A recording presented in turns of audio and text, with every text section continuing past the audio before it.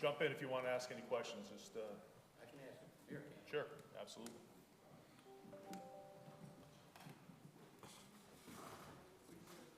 We'll put your name anywhere you want.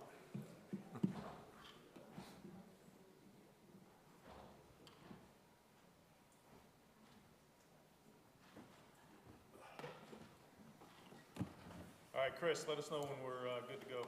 We on?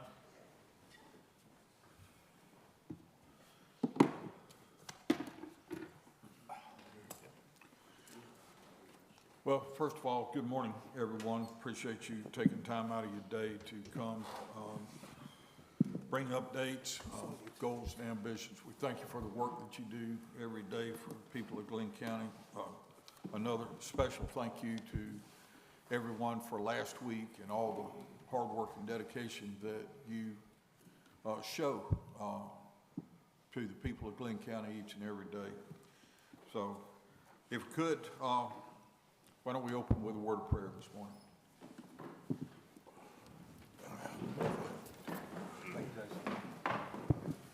Father, we just thank you for your love. We just thank you for the privilege of living in such a beautiful place. And we thank you, Father, for the privilege of serving the people of Glenn County. We ask that you go with us, guide us, be with us through this morning, and help us to just be the best that we can be. And it's in your name we pray. Amen. Thank you.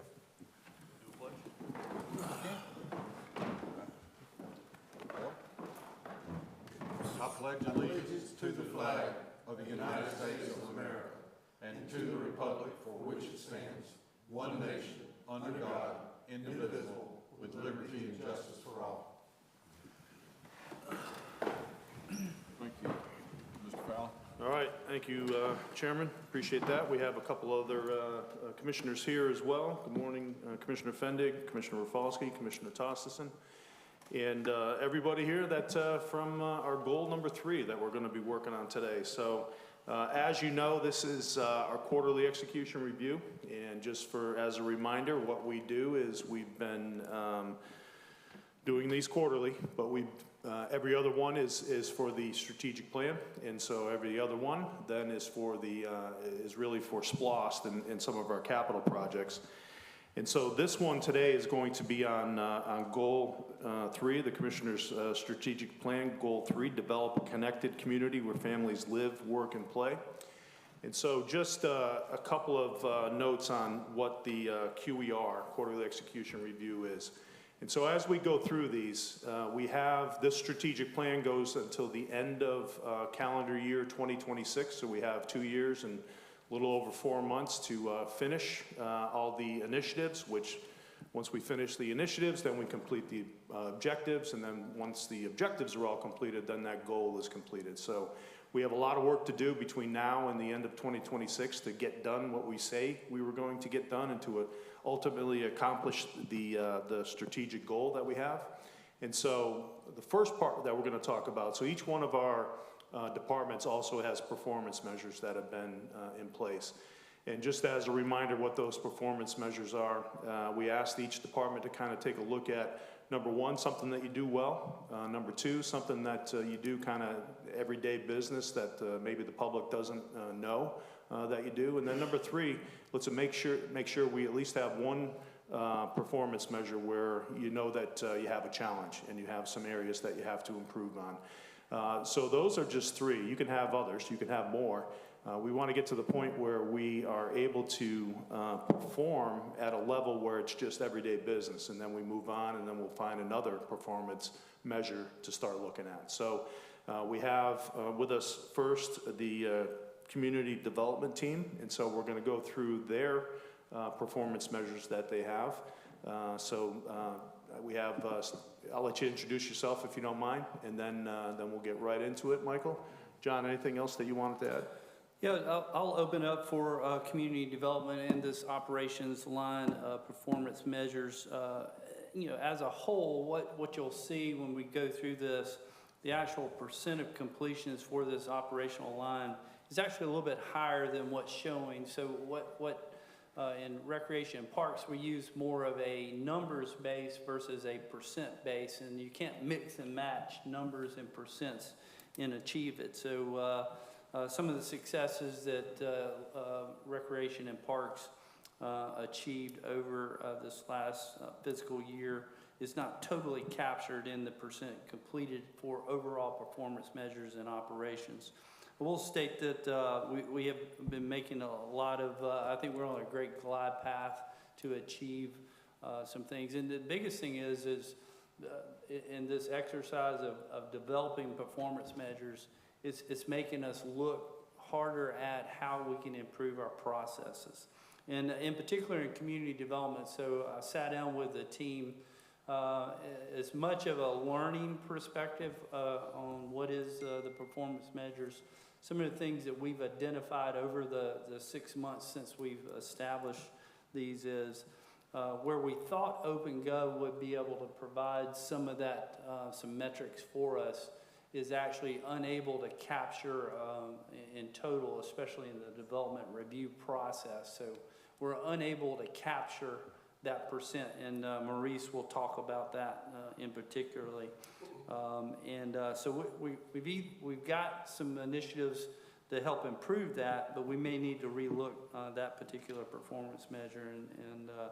And I will tell you that engineering, as we go through their performance measures as well, so we've got 3 performance measures there that have not started, and that's primarily been to the significant amount of turnover we've had into the planning review part of that. So, but we're on a glide path there. We're finally back to 100% personnel to get that one going. And then we've got significant progress we're seeing in public works. So, but overall, I think the operations side of performance measures is in the right glide path with some modifications that we need to make. And we'll come back to you with some recommended changes to some performance measures. So with that being said, we'll go through each one of these line items. All right, and then the last thing I wanted to mention, these are performance measures. So if they were all green, we wouldn't be sitting here. So we want to stretch you, and we want to make sure that you're able to perform eventually to get the green. If you haven't started some of these, we do want you to get started here soon. But there's going to be some that you're just going to be red or yellow in. That's okay. We want to get you there. We want to get to green. All right, so let's start off with the first one, community development. So Michael, you have achieved 20% increase in building, let's see, I lost it there. The building permit applications. Okay. Yep. Dave Carver. First of all, let me go just from my left to right. Just introduce yourself to the group because we are online and live as well. Great. Good morning. Stephanie Leaf, Planning and Zoning Division Manager. Franklin Graves, Glenn County Code Enforcement Division Manager. Dave Carver, Chief Building Official. Maurice Postal, Development Review Manager. And no worries, this isn't a Senate hearing, but it'll be close. So All right, this first one is Dave Carver. You want to talk through this particular one? Yes, sir. The measure of increasing the building permit application efficiency, going from manual intake over the counter and our ladies up front inputting the information for permitting. We went from N4 on the portal to the portal for OpenGov, and we've had an increase from fiscal year 23 through fiscal year 24 of about 10%, which it will increase because whenever we do enclose the building department up front, we will be going to 100% online portal intake. So the public's not going to have opportunity then, if they don't know about our portal, don't know how to use the portal, they're not going to be able to make applications. We will have a kiosk inside our office for them to The use. same people that might not understand how to use the portal might not understand how to use the kiosk. Well, when they come in, I still don't like the one at McDonald's, so it's, yes, sir. Our ladies up front will be able to assist if they need help, a little bit of help or total help. Dave, will you talk to the timeline on that? So that it's not like we're doing that tomorrow. So it's going to be a slow roll. And then we'll still have and people that need assistance will still be able to provide assistance. Still correct? provide assistance. That's why we'll have the kiosk inside our office. Okay. All right. So 10%. Talk a little bit about the percentage. So 10%, 20%. What? How are you moving forward there? Well, we're encouraging everybody, especially builders, since all their plans are coming PDF, please start submitting online. That'll increase our numbers until we get to the end. All right, I think, I think that we just have to, we'll probably have to work with the people that come through. And so we can't just, close the window off one day and then just, rely on that kiosk. So I think it's really got to be that, that trajectory to when we actually get to that point. We still have to have those capabilities, because there are going to be people, as the chairman mentioned, there's going to be a lot of people that just, want to do it, and they want to work with somebody and provide assistance. So the two folks that you have up front, they're not going anywhere, right? So they're still going to be here, correct? Okay. And we'll send out PSAs. We'll have a lunch and learn if we have to have another lunch and learn. Okay. It's just getting participation, which we didn't have a whole lot the last time we had one. And I'm thinking, Dave, more like someone that wants to DIY a garage and they're coming in to get a permit for it that it isn't familiar, doesn't otherwise deal. One of our main goals here is to be more user-friendly government.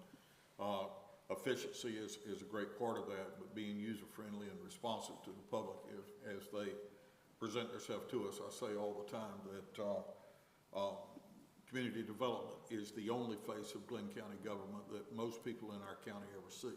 So we want to make sure that that's a good experience. Can you tell me the average time in issuing a building permit that comes in that's reasonably complete? What's the turnaround time from submittal to issuance of the permit? Residential is usually a turnaround 3 days or less, and commercial a little bit longer, usually 5 to 7 days, depending if they have everything submitted properly, and of course, if everybody's present as well. But we do have backup for individuals that are on vacation to cover their reviews. And I think that's a standard that the public is pleased with. Yes, sir. Thank you. And we will have, like I said, we will have the kiosks. We're not going to eliminate over-the-counter submittals. We'll still take them, but we're encouraging as close to 100% as we can get, especially from builders who are traditionally, everything's coming in on PDF, so it should be easy for them to upload onto the portal.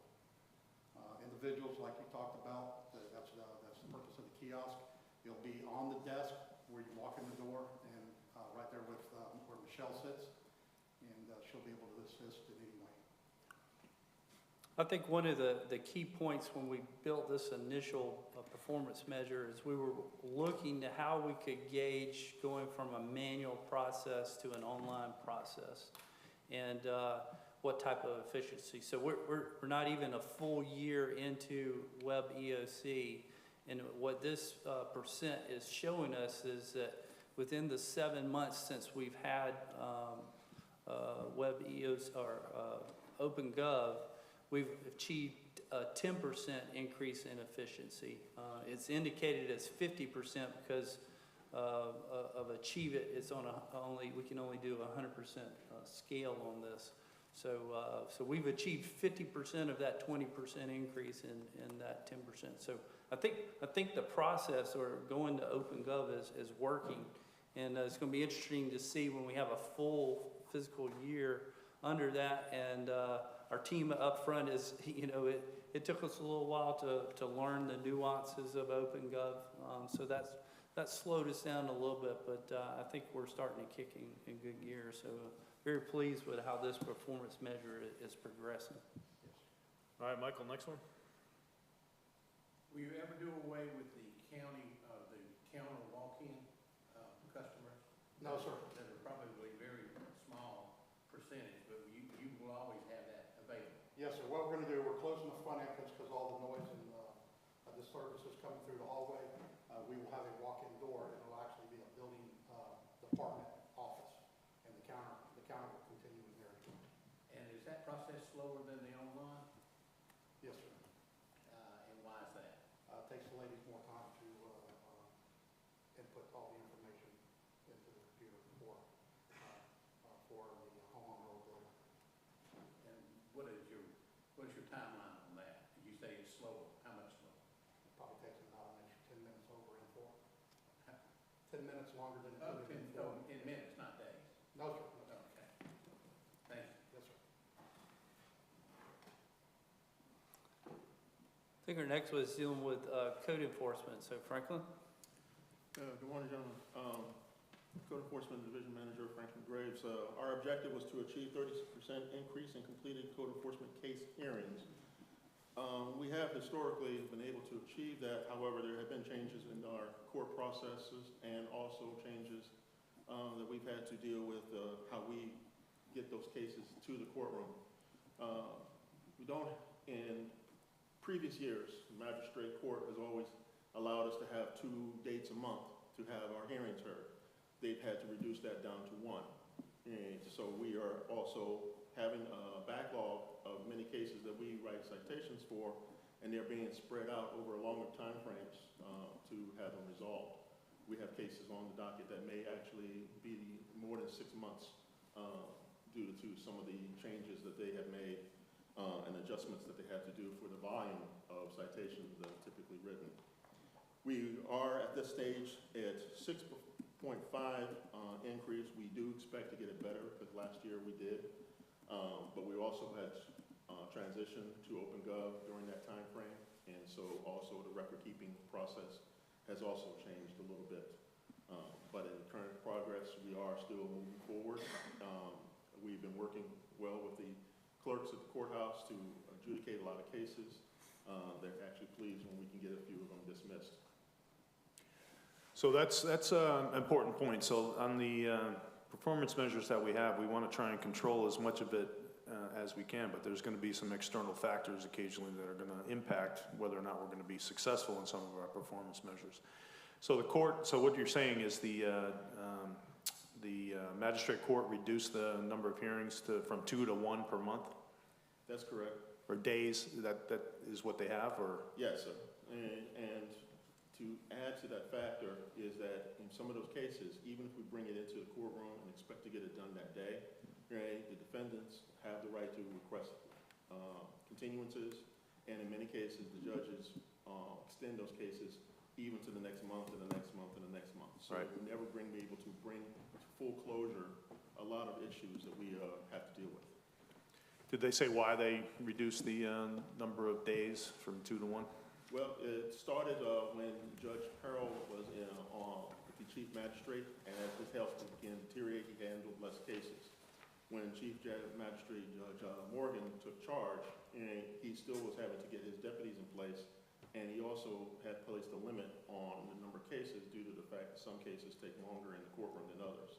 So he placed a certain amount on the clerks to only have maybe about 30 on the docket, and we can easily, because of occupational taxes or any other, we can easily, code enforcement alone can put more than 30 in on a single docket. So a lot of our cases get moved because we're also competing for space with animal control and police officers that issue citations on ordinance violations.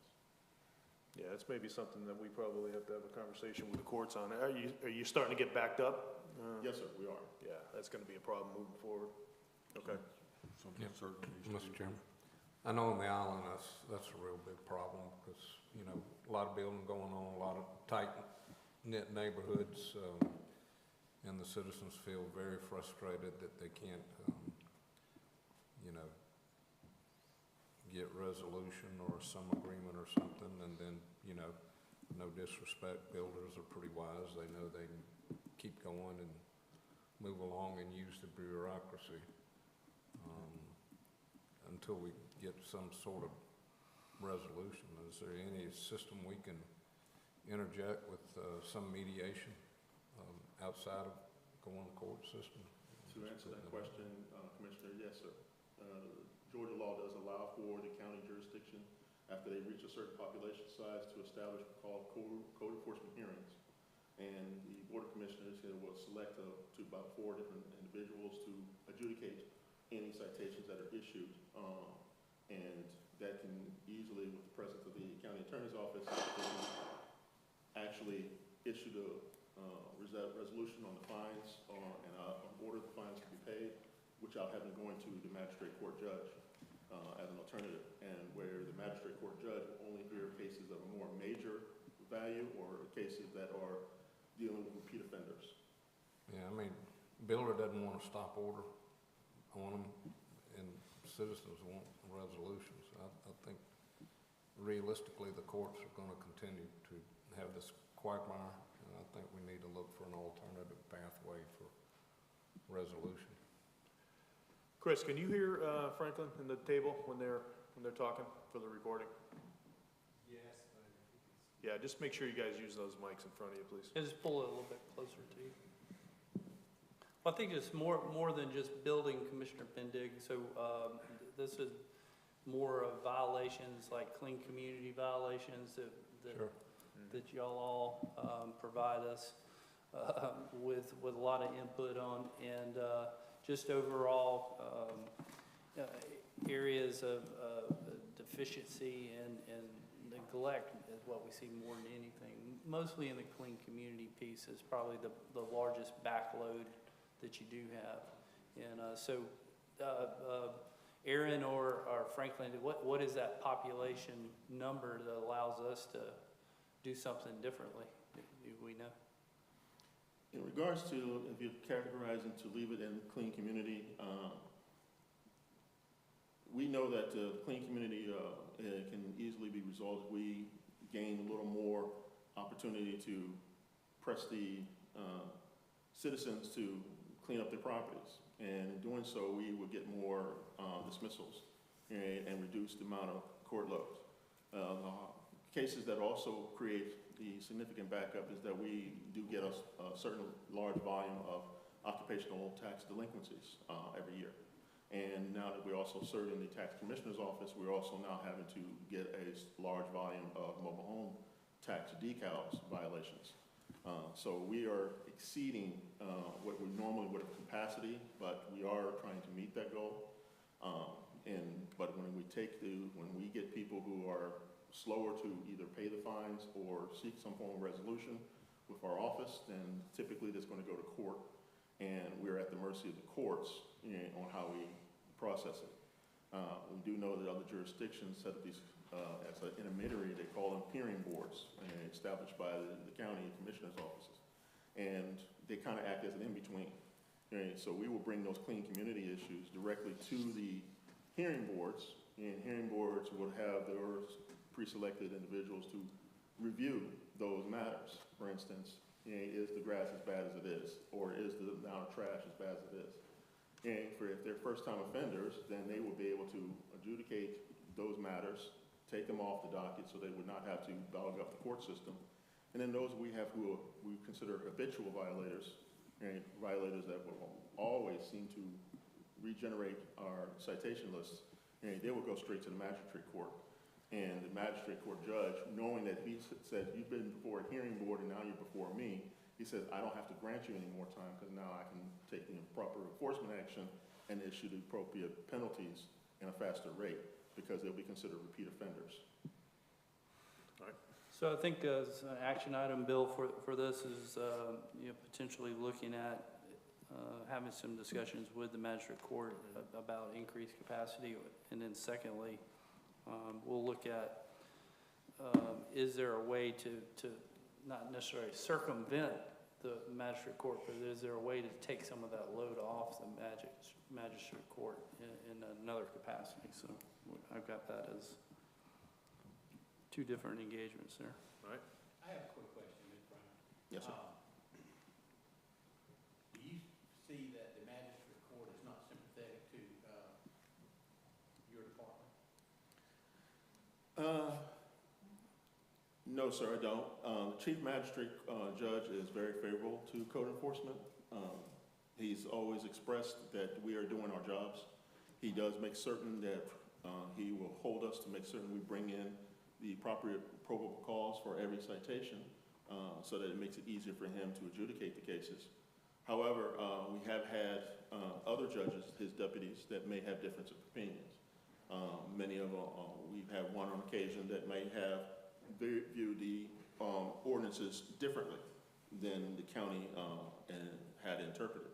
So we know that sometimes we will have that, and that just means for code enforcement has to be a little more detailed in our presentations to that judge to get the results that we're looking for. Well, my follow-up for that is you went from 2 days to 1 day, so they cut your court time in half. Yes, sir. That's based on manpower. That's on manpower on the magistrate's part, or? Yes, sir, and on the magistrate. Magistrate court judge does not have a dedicated clerk. He has to borrow the clerks from the other courts to serve his will. And then he said that when he does borrow one, he assigns one, only one, to be his particular clerk who has to handle, input all the volumes of citations and materials. Now, they do have others in their offices to try to assist in that matter, but they also receive citations from other agencies such as State Patrol, Ginn County Police Department, Sheriff's Department, and they all have to process those citations as well for magistrate court. In your estimation, the fees that are handed down by the court, do you have a number for that? What y'all's fees are annually that are brought in through code enforcement? The fines, we do not have an exact tabulation for the amount of fines that do occur, because a lot of the fines get suspended. In some cases, based on, depending on how the judge feels that whether it's a first-time offender or not. And other times, we do not get feedback from the courthouse on whether the person came in and paid the citation on their own, choosing not to have a court trial or hearing. And when we don't get those kind of information back, we cannot tabulate how much of the fines is accumulated. So you don't keep up with that? No, sir, I don't. And one more question. And I know you mentioned earlier that you have habitual offender stuff and that y'all have to track. But y'all's procedure normally is, because this is not criminal, this is a civil matter, it's an ordinance matter. When y'all go out to a job site, y'all get usually a call or a complaint from somebody in the area that sees something that they don't think is proper. They'll call code enforcement, and code enforcement goes out and investigates. And if y'all see a complaint, do y'all normally say, hey, y'all aren't doing this right, or you're not doing that right, we're gonna be back tomorrow, make sure that, do you give an opportunity for them to straighten out the problem, or do you issue a citation at that moment? Our current SOP requires that all officers, when they come in encounter with any individuals, particularly if it's a first-time offender, they are granted up to 2 weeks, according to the SOP, to correct any violation that we identify, whether we were proactive or reactive. And also, all our ordinance violations that the code enforcement enforces are criminal.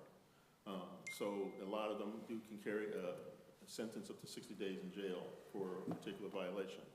We do try to also go according to the ordinances. Some of the ordinances specify additional time frame. For instance, junk vehicles or junk material may require a 30-day requirement before we return and do an inspection. Signage might require only 5 days. So we have to go through the ordinances and make certain that we're in compliance with the time frames to grant everyone their opportunity to be corrected and to get their properties in order. So you give them opportunity to fix the problem? Every single time. Thank you. And Commissioner Tostenson, your voice is probably not being picked up. If you wanted to come up front so your voice can be heard from those that are streaming online, might be more beneficial. Or you can stay there. I can't slip out if I'm up there. If you want me to, Mr. Chairman, I will come up. Either that or maybe come to the mic. Or I'll come to the mic, okay. All right. Thank you. I just wanted to get, following up with your lead, I just wanted, we're user-friendly county, I'm just trying to not emphasize it to code enforcement, but I just wanted to know what their practice was. You know, the other benefit of these quarterly execution reviews is things like this, where we learn, it's information sharing and a lot of things that we just wouldn't know unless, but these, QERs provide this opportunity for us to learn, learn quite a bit about code enforcement that we didn't know coming into this morning, so I appreciate that. All right, Michael, what do we got next? The next one is in Maurice's realm. So Maurice, this is on your development review process. So just explain what you and I discovered as we dove into this. Sure. Maurice Postal, Development Review Manager. The performance measure for my division was to achieve a 50% decrease in average completion time. To cut a long story short, OpenGov is not capable of tracking that at all. It simply can't track application completion times for whatever reason. Both IT and community development staff have brought that to the attention of OpenGov. They said that will be a capability in the future, but they've not given us any kind of timeline for when that will be available. So it would be my recommendation to adjust this performance measure because it's not capable of being tracked at this time. Yeah, I do, and so there's a couple different elements of this particular metric that I think we need to codify a little bit better. So you've got things like the construction plans could be pushed out a little bit further. So as far as the process, there are certain processes that go through fairly quick, and there are certain processes that are extended out based on when the developer brings back their construction plans and so forth. So what I think what Maurice and I owe you is potentially a look at splitting this metric up into maybe about 2 or 3 different types of metrics so that we can see ourselves in a way that we are making the progress we want to make in the areas that we need to make them in. So we'll come back to you with some recommended changes. And Maurice, again, on being a user-friendly government, when I became a commissioner, that was one of the first things that I started asking for was timelines. And I know with the N4, we set some goals and guidelines up on the process by which developers, when they submit plans for review like this, if that list, did that list get transferred over to OpenGov? And is there a pretty complete checklist that if the engineers follow that checklist, that they come to you complete? Yes, sir. I mean, the checklists that used to be online are still online. For each separate application, we had a website that had checklists. That's still online. That's not been taken down, even though we've moved to OpenGov for applications. As far as the issue that you're speaking to, the duplication of applications, so builders, for example, can easily recreate applications for a subdivision. We have brought that issue to OpenGov. They've not given us a timeline of when that issue will be fixed. Okay. So when do we have a timestamp on intake desk, whether it comes in through the portal or whatever, we have a timestamp on that? No, absolutely, absolutely. Do have that. And when it's sent out to various departments, it's timestamped as to when they got it? Yes. Timestamped when it went back to the engineer, surveyors, architects, whomever? Yes, sir, all of that's capable of being tracked, but for some reason, application closeout date is not capable of being tracked by OpenGov. So do we have any way of doing that manually until OpenGov takes up? It's possible, of course. I'd have to go through every single OpenGov application and see when the closeout date was. So, I mean, it is possible. It's just not capable of producing an easy report at this time, so it would have to be done manually. Yeah, and I had thought that was one of the things that was looked at when we were going to OpenGov. So OpenGov, you know, the fact that they can't produce that information for us doesn't mean that we're not still responsible for tracking our project. And I'm not saying in any way, Maurice, that you're not moving them as expeditiously as possible, but it's, you know, it has been as bad as I won't name the timeline, but it's been a horrible timeline we're working toward getting it back to a more reasonable timeline, to an expeditious timeline. Is certainly what the goal needs to be, and I don't know, a timeline needs to be given to OpenGov as to when they're going to respond to that, or either we've got to find another tracking mechanism to show that accountability. Well, tracking the review times of individual reviewers is fairly simple, so that could be a type of metric that we could do at this time. Yeah, and then I know once it goes back out to an engineer, surveyor, architect, whatever, we have absolutely no control on what their response time is coming back to us. But it certainly needs to be documented when it went to them and when it returned to the county. No, all of that is in the system. Okay, thank you. Yes, sir. So individually, by division, we're able to do that. And when we get to Stephanie's, we'll talk about that one. So we individually can collect that time period. We just can't, right now we have an inadequate method of collecting the overall, I guess, guess, cumulative closeout of an application. So this is an important one, and I think that if it's there, there's gotta be a way for us to, have OpenGov track this. I can't see why, if it's all date stamped and it's all timeline, it was in there. It's just a matter of them being able to pull it out somehow, so.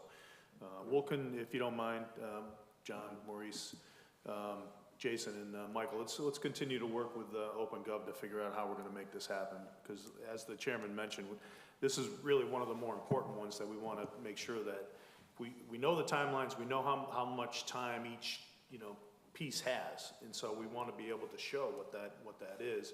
And then we also wanna be able to point to where the process is slowing. So if somebody has 3 days to get their part done, if they're taking 4 or 5, then we need to know that so we can fix it. And John Wood, I know you came from Athens, Clark County. Do you know what their process was? And they seem to have a pretty efficient way of moving the system. Did they use something other than OpenGov, or what was their process and turnaround times? It was actually Oconee County, and we were a manual process. We didn't have any online, but I will investigate what Athens is doing. I know that our manual process in Oconee was faster process than in Athens Clark. Athens Clark was not a development-friendly organization, so at the time. So I can't speak for that since I've left that area. Maurice, what do you think? I mean, since your position is, how long you been in this position now? Since the start of OpenGov, mid-November. Yeah, so coming up on, 10 months. How has it, what's your thought? I mean, you've been in the community development a long time since this position's been in place. Have you seen the timelines kind of shrink, or? Frankly, I think they're very similar, and that's considering that both engineering and planning have had turnover during the time that OpenGov has been implemented. So hopefully when both divisions are at full staffing, we'll start to see those completion times really go down. All right, so let's just watch this. Let's maybe come back in a couple of months, and then certainly by the time we do our next QER, but let's, if you could, just keep an eye on this one and see if we can come up with some solutions here.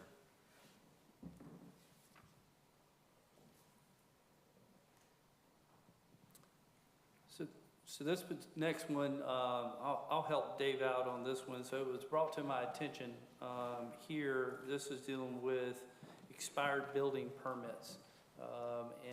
So one of the things that, and Dave, you chime in if I say it wrong.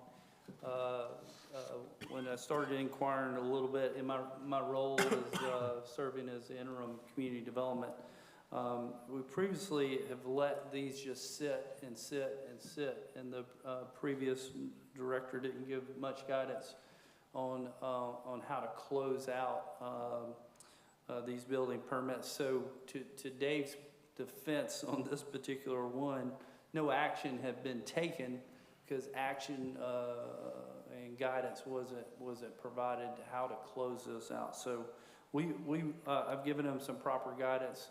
And so we'll start calculating this one effective 1 July as a performance metric. So it was not captured at any point in time prior to that. So Dave, you want to add to that?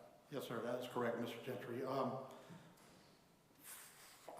For many years going back, even my predecessor and our previous directors, nobody gave any permission to close out these permits that are just existing in our system.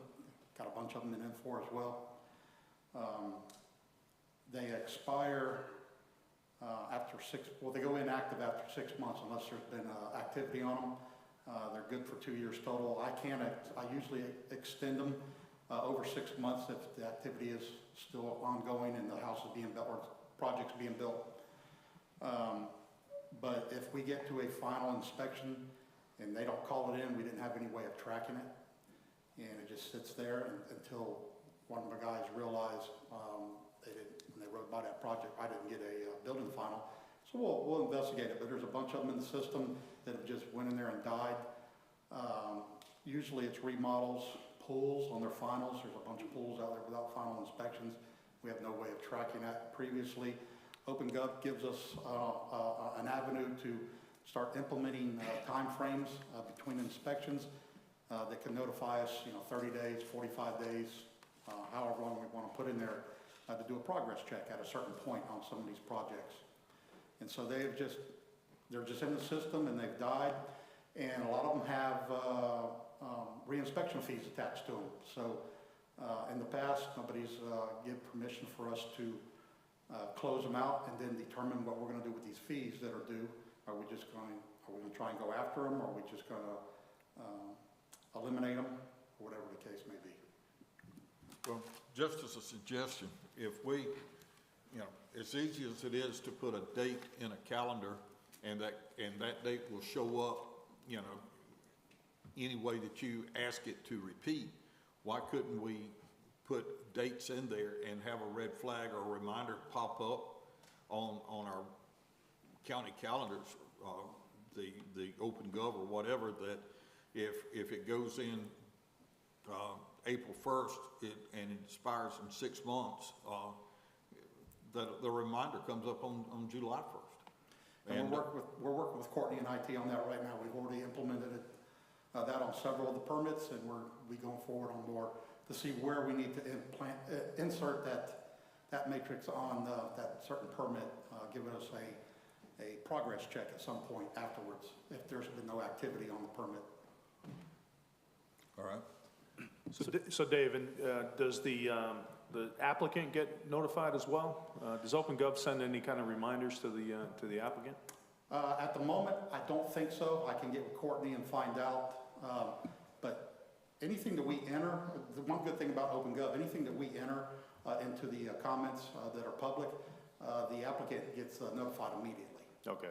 So we get a little bit better response when we have discrepancies or need information from them. So it does come back a lot faster than, of course, Info, we didn't have any reply. So it was always based on an email that we would send out or a phone call. But now OpenGov will do it automatically. So before you just close these out, if they're expired after 6 months, but still within the 2 years, the notification goes to the applicant so they have time to respond, correct? We'll see if we can do that. All right. Now, that they don't expire, they just go inactive. So we have to wait on the builder or homeowner to call their inspection, and we just no other way of monitoring everybody and making sure they're calling in their inspections. They call in whenever they're ready, and if they fail to call in, then we don't know about it. But hopefully OpenGov will be able to put a timestamp on there and give us a progress check at some point in the future. So my guidance, Mr. Fallon, it was to start with our 2-year plus 2-year inactive permits and just start there. So most of those predate, obviously, OpenGov. We believe that OpenGov will help us, Mr. Chairman, in that timeline, keeping up as a reminder going forward, so we won't get in arrears, I guess, of so many excess permits. So this one's a work in progress, and obviously because we got so many of them, it shouldn't be too hard to achieve that 25% in this fiscal year. Once we get started, yes, sir. All right, Michael? All right, this one's Stephanie's. The number of skip one ahead of you, Stephanie. This one's back to Franklin. Yes, sir. This performance measure, the objective was to decrease the number of open code enforcement complaints by 10%. Dealing with open complaints is a fluid situation. And our numbers would indicate that we were able to achieve this on a regular basis because we were working from one system of N4, which was our primary record-keeping system. And we will be able to measure the complaints because the process at that time is that most of the complaints will come through customer service. They will get entered into N4. We were able to track those complaints, follow up on those complaints, and then close them out in the same system and be able to keep tabulation. We have since left N4 at the time of this reporting period.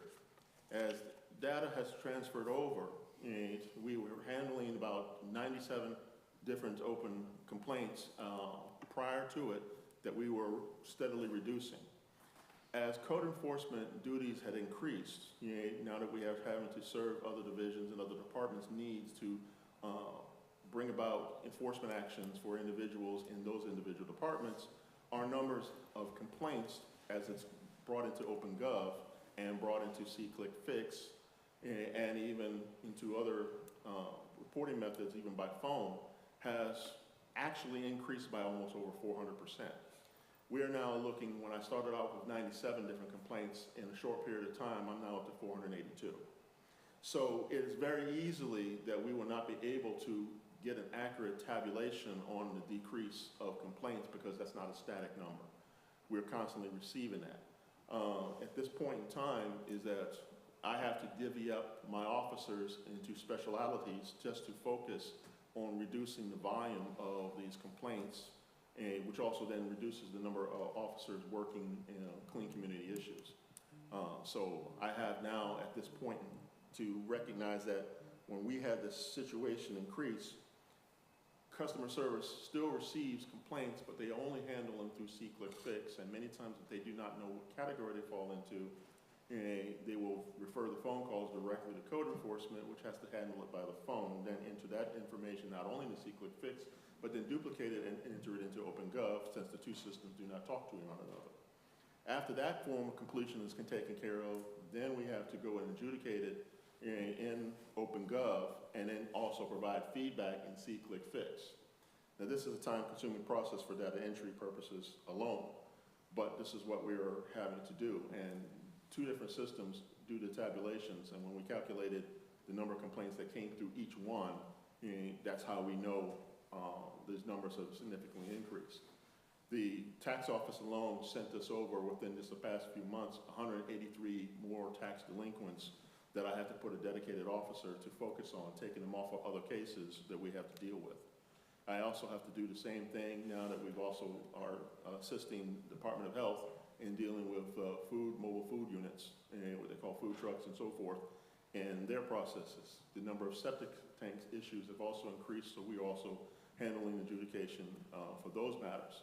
Well, also, the occupational tax will probably be sending us close to over 200 to 300 more delinquents in a short time frame that we will have to process for businesses that have not paid their occupational tax registrations. We know that these numbers are common. We've had this situation in the past, and we've had a method to deal with it. Usually what I have done is I set aside an officer to deal with the occupational tax, because we've had numbers as high as 1,000 occupational taxes almost for the past decade. But we process them through, and it takes an entire year under one officer to process all 1,000 of those delinquents appropriately. So I know that the sheer volume measuring the complaints in this particular performance measure is going to be a little difficult to relay accurately because the number of complaints come in. Many of them can be resolved over the phone. Some of them have been able to. The officers go out and do the appropriate procedures, follow the SOP, give them time frame to resolve it and get it off our books. But a lot of times the number of complaints themselves keep coming in, particularly when people are declaring nuisances or repeat violations and so forth. Yeah, what I propose we look at this particular one just based on the percents right now is that we focus on a particular area, and one of the main focuses I think that the commissioners have guided us, unless you provide additional guidance, is focus on the clean communities complaints and closing them out versus other ones, just because we're getting just such a large volume of it. So I think what we'll do is come back to you, Mr. Fallon, and narrow down what we're looking to decrease in this case in a particular metric. So if we could split those out versus it being a cumulative reduction. So we'll do that as a due out to you as well. Yeah, I'd recommend going back to the drawing board. As I mentioned early on, there's a lot of external factors that are going to set us up for failure. We don't want to, we don't want to set ourselves up for failure with our performance measures. We want to track performance, and we want to be able to show that we're the workload that's actually being completed efficiently.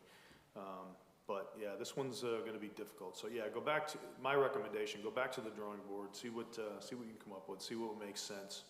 And then maybe even look at something else. Maybe look at across the board, just trying to break them out to see where you are in the different areas that your officers are tasked with. Commissioners, do you have any thoughts on that? How many officers do you have in your department?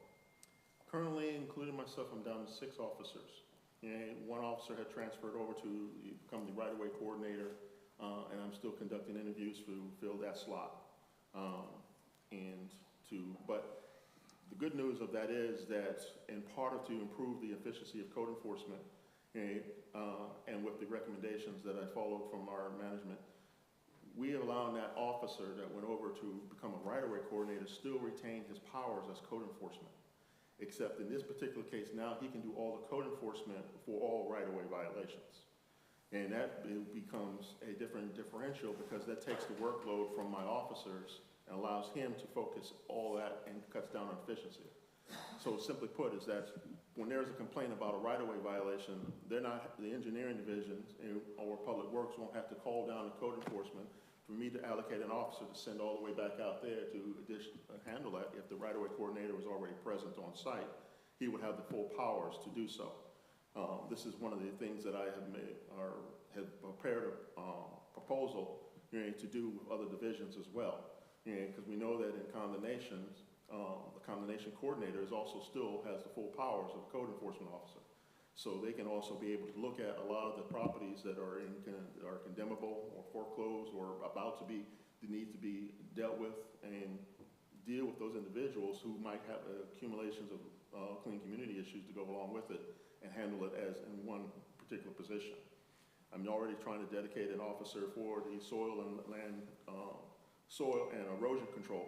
Because we had 3 of my officers at the recommendation of Mr. Gentry to be trained in soil and erosion control, sediment control certifications. So now there's possibility to even allowing that officer to serve in that role, in that capacity, and for the engineers to handle all those matters by themselves. Now, well, of the 126 different mobile home parks that we have generated or self-generated, and I'm trying to dedicate an officer to deal with that, and at the same time work with the tax office to handle all those delinquent decals that come in through that particular process. And we still have one officer also still dedicated to occupational tax. I may even assign an officer to assist planning, because as the planners come across dealing with variances and so forth, if the Board of Appeals or even the Board of Commissioners deny a variance or any kind of approval against a particular customer, then that officer being assigned with the planning division would be able to automatically take that step to the next step and bring it to a violation and get them to resolve their issues on the property without having to re-explain it or go back to code enforcement. And so we're trying to cut down on the efficiencies by dedicating these officers. By the time I'm finished, I'm only going to end up having 2 officers dedicated to clean community for the county. But that is where I'm standing at this point. Okay, thank you. Michael? I would say that we just want to be mindful of time and try and get through these. We still have a couple other areas to go. Plus, we still have the initiatives from the strategic plan to do. So we're going to be here a little bit, but we'll get through these. All right, next one. So Stephanie Leaf, Planning and Zoning Division Manager. So this, our performance measure was decreased planning and zoning review times by 20% finalization in DRT, which is Development Review Team process. So what we did, we actually focused on the individual planner review times. So this would be how long is a planner taking to review a planning application that goes through the DRT process from intake to the date that they complete the review. So in that time period, the planner is reviewing the details on a site plan or a certain plan. They might be reviewing the rezone application, reading through a plan development text, determining if there's any non-compliance with code or if there's any changes that they would ask the applicant to make. So what we often have is if there are any changes that the applicant needs to make, we complete that review and then we say that there needs to be a resubmittal. So when the applicant does resubmit addressing the changes we request, then there would be a second review for that as well.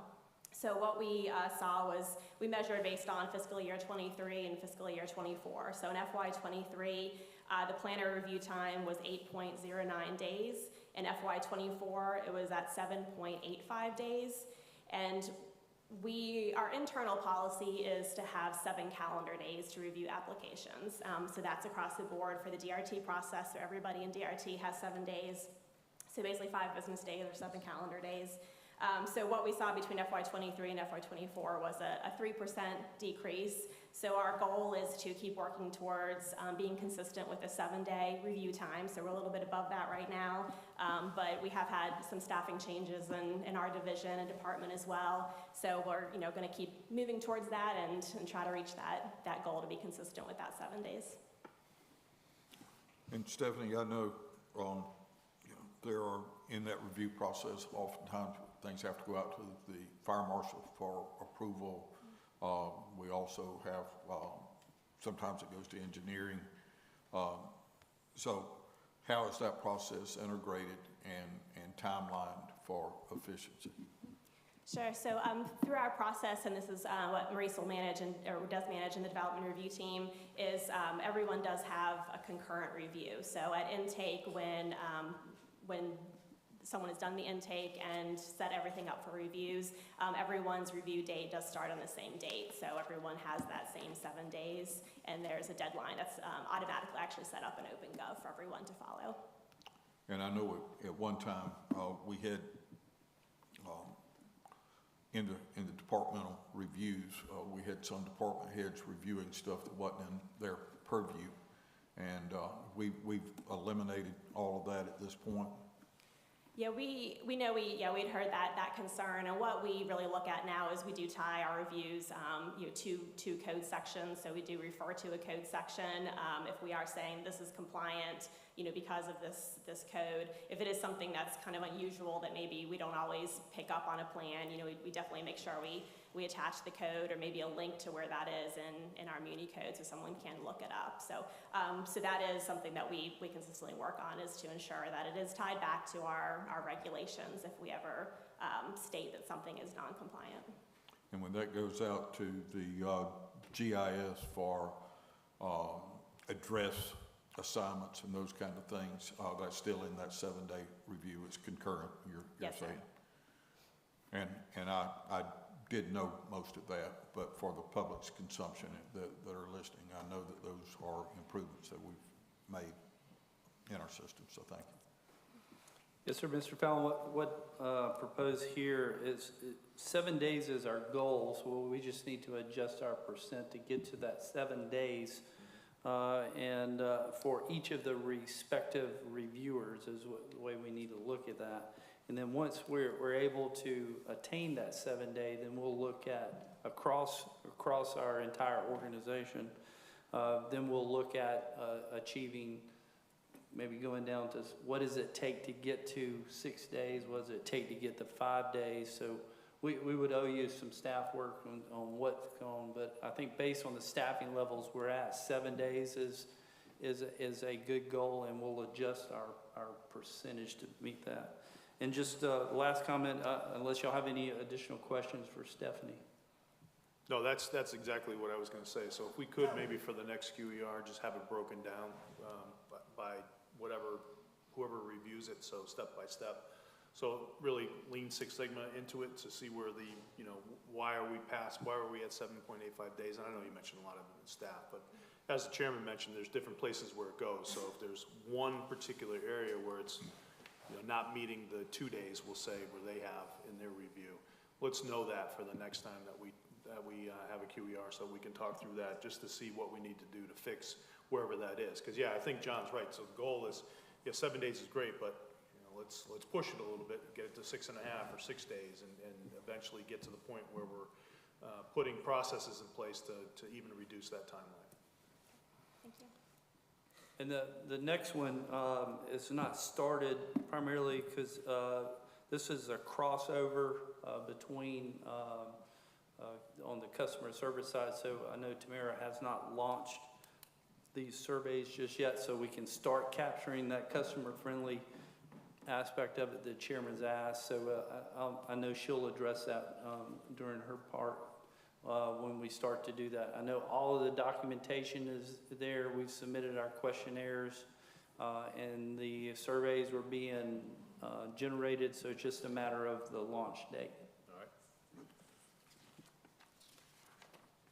Subject to your questions, that's all from community development. Well, I would like to look at this one. So so this goal, respond to weekend short-term rental code violations. As Commissioner Fendig will know, and others, we get a lot of complaints. One of the things that we did was we changed code enforcement to a 7-day-a-week operation, correct? Yes, correct, yes. Yeah, so prior to really just a couple of years ago, this has only been in the last year or so, they were working Monday through Friday. So all those complaints that came in, particularly on the short-term rentals for parking and noise and trash or whatever else, just wasn't getting addressed, and it wasn't getting addressed till Monday. So, Franklin, can you just talk a little bit about this and how it's going so far with the officers working Saturday and Sunday? Yes, sir. It was, we were steadily making the 100% requirement. We had officers both on Saturdays and Sundays on a regular work week. I gave them a 4-day work week where they worked 10 hours a day, but also maintained the coverage that we needed for also their duties and to also be ready for court.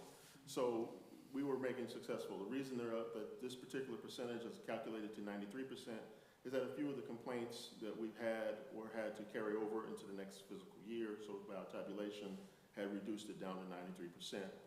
The other reason is also that one of the officers that I had assigned to be short-term rental officer is now also the right-of-way coordinator. So I have subsequently had to replace an officer to fill that position.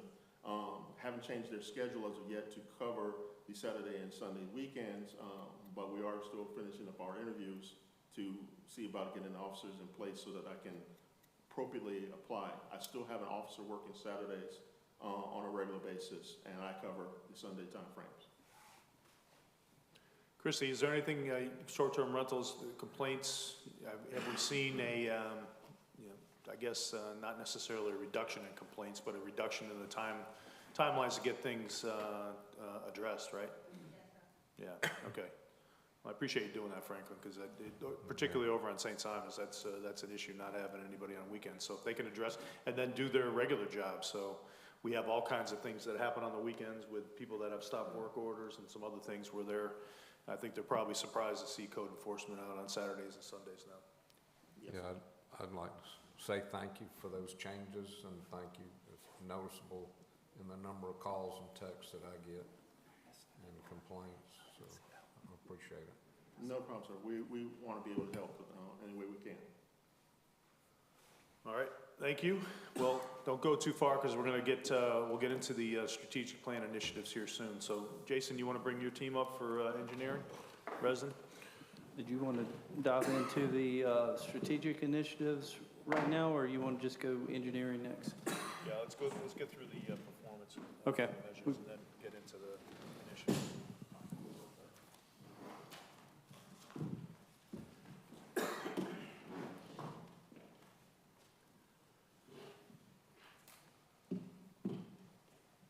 All right, so Michael, you pull up the first one that hasn't started yet?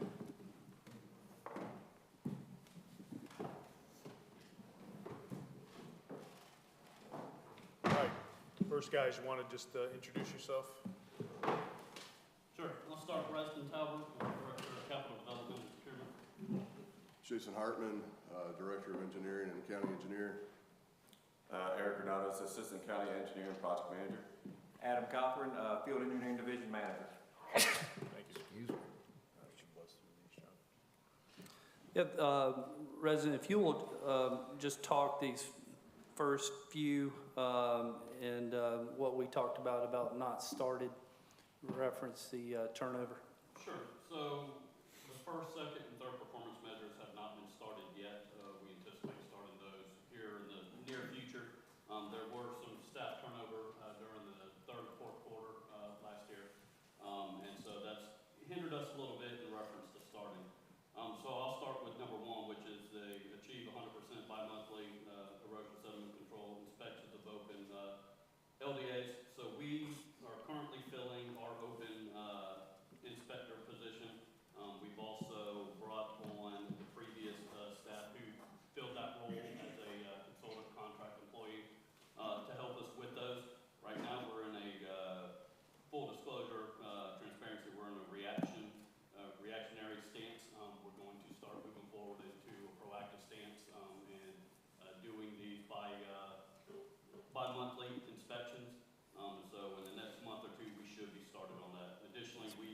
President, will you just take the mic? Yeah, move that mic over. Apologies. Additionally, we held a erosion control class, level 1B. 20 different staff across community development, public works, engineering attended that. So we do have some force multipliers that we'll be able to utilize to get that performance measure up and running. Okay. So the second one, we're achieved 90% first-time review approval of development plans. So I think we're going to kind of tackle and modify that a little bit. The overall intent is basically to reduce the number of times that plans are kicked back during the review process. You know, that helps the public, our developers, and also reduces staff time of having to review, kick back, and turn around and review the same plans again. So that's kind of going to be a partnership between us and the public. It's going to rely heavily on the public, but we're going to do our part to try to make sure we're providing that support. They know what expectations are and try to reduce the number of times it's kicked back and resubmitted. All right. And so the third one, decrease average days to close, ENSC code violation. So we just brought on our new engineer who is tasked with that, along with, like I said, that inspector that was just hired. So this is something that we are doing currently. We're just kind of modifying how we're tracking that and reporting out on that. So the next QER and actually next month, that performance measure will be active, and we will be producing numbers on that. And the intent is to decrease the average response time to minor and major violations. Right now, our timeline for minor is 5 days, major is 24 hours. 7 days, I'm sorry, and then 24 hours for major. All right, so next QER, you'll have some data to show? Yes, sir. Okay.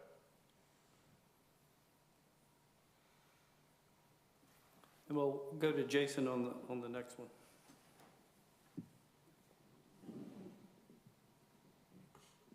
Okay, yeah, we were also keeping track of our SPLOST projects for on time and on budget.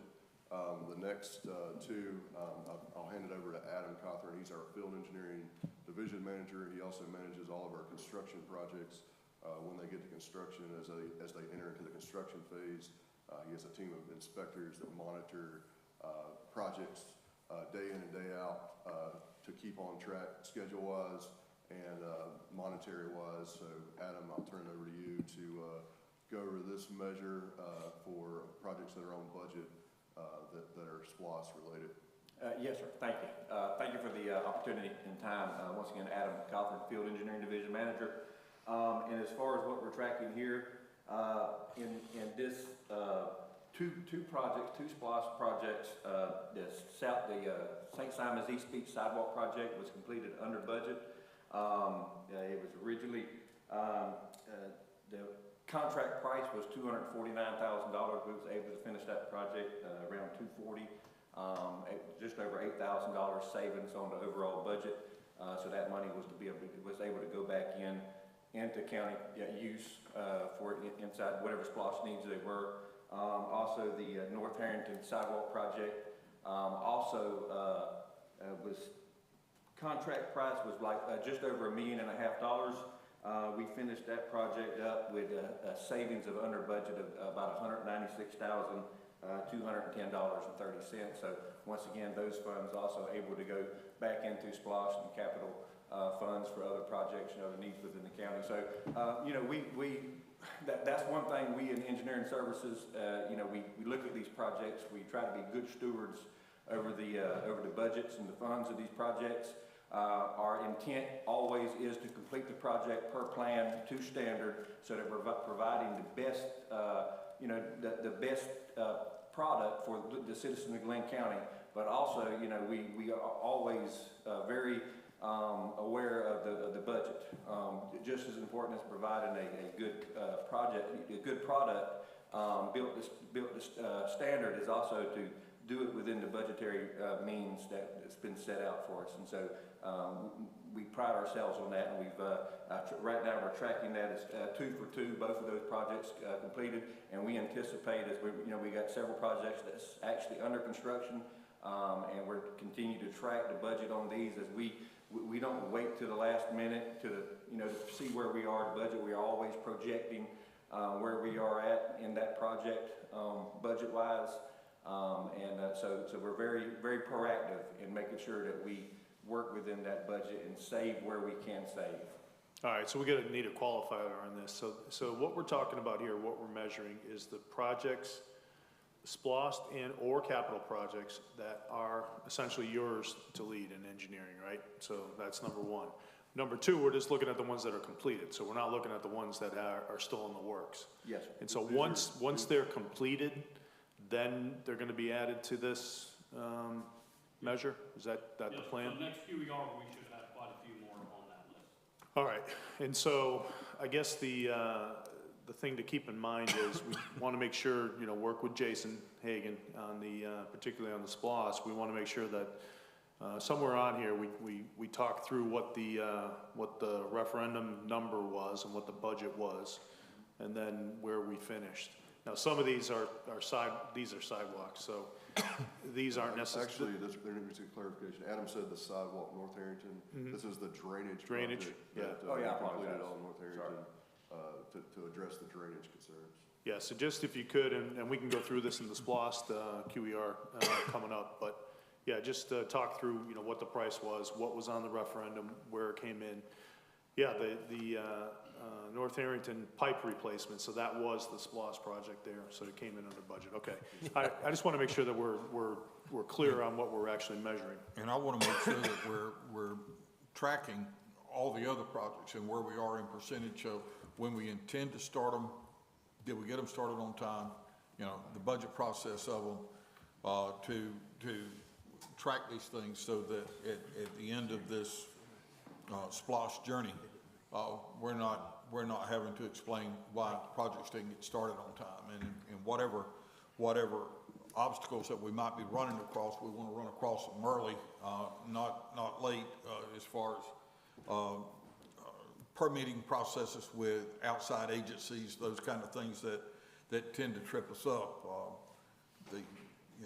so that we don't end up with long-running projects like we had in the 2016 SPLOST, where we just didn't get them started soon enough as part of the reason why we didn't get them finished soon enough. So how is this matrix going to show us that? This is just for engineering. This is just the ones that are completed. So when we have our QER in let's see, November, Jason will be able to pull up all of the SPLOST projects. So that's separate from this. This is just what engineering has and what they have completed. Yeah, so But the yes, second, we're watching every other project, and as we saw in the last QER that we had on SPLOST, the timeline's there for every project. So every project that we have, it's all scheduled out throughout the next couple of years, because the SPLOST 2022 goes through 2028, but we also we incorporated all the old SPLOST 2016 projects that we inherited, and are tracking those as well. So when we come back in November, or you can look online now and you can see exactly where every project is. So that is fully transparent where we are on every SPLOST project. Reza? yes, sir. So the next performance measure you'll see for engineering talks about construction time and schedules, and then Jason has a performance measures for basically overall SPLOST project, so he'll report out on that, I believe, Wednesday.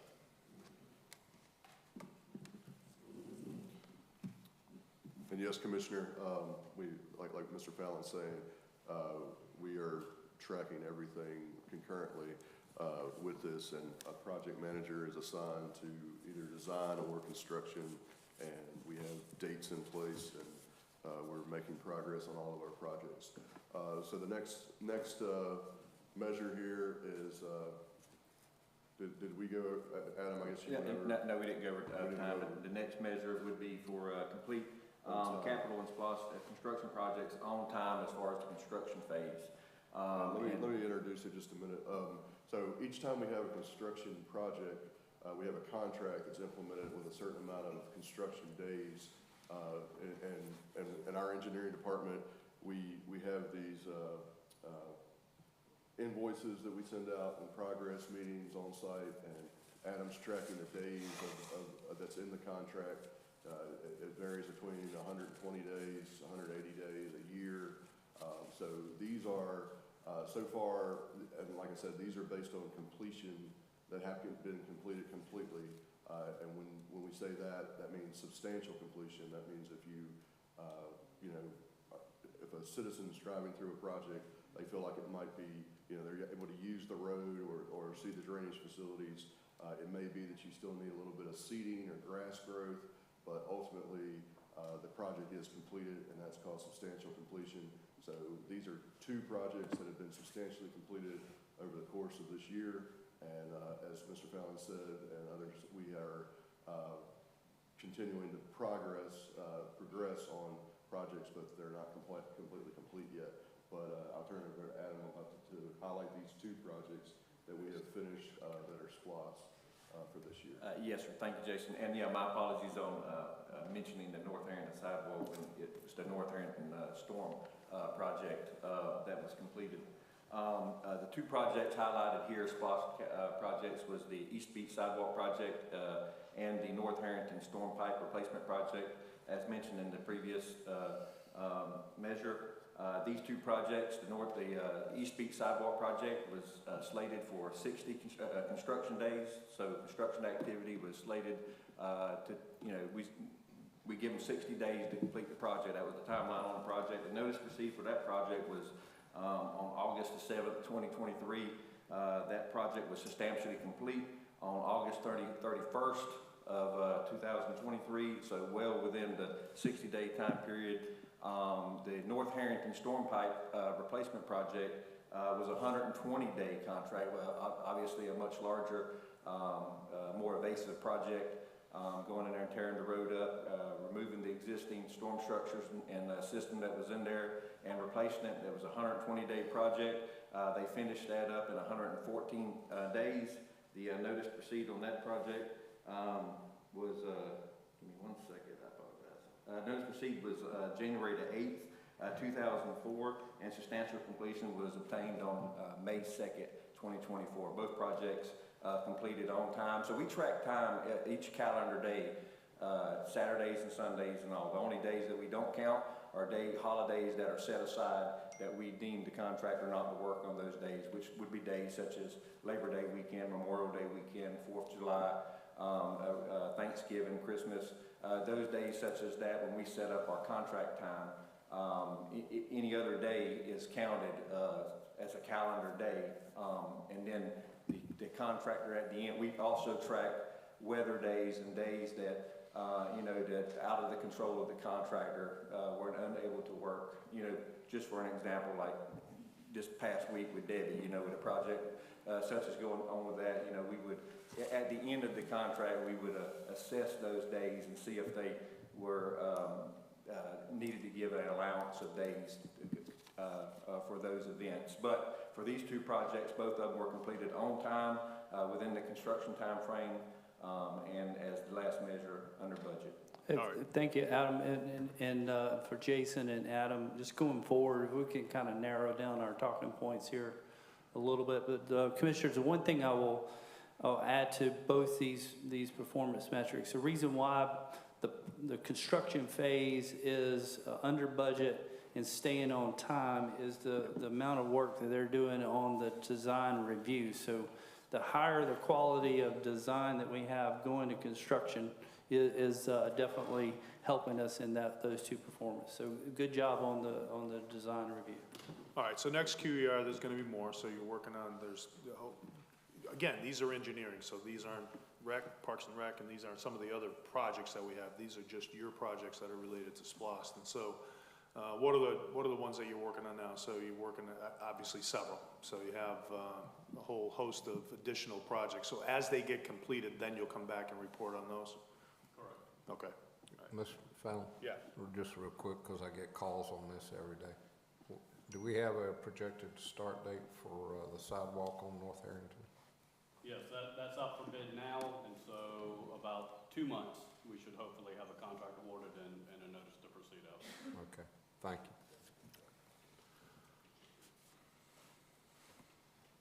So the next performance measure I'll tackle. So as you can see for that percentage, we don't really have a high batting average on this one, and this is one of our priorities to make sure that that percentage goes up. This is a reference to initiating construction for capital SPLOST projects within 12 months of funding.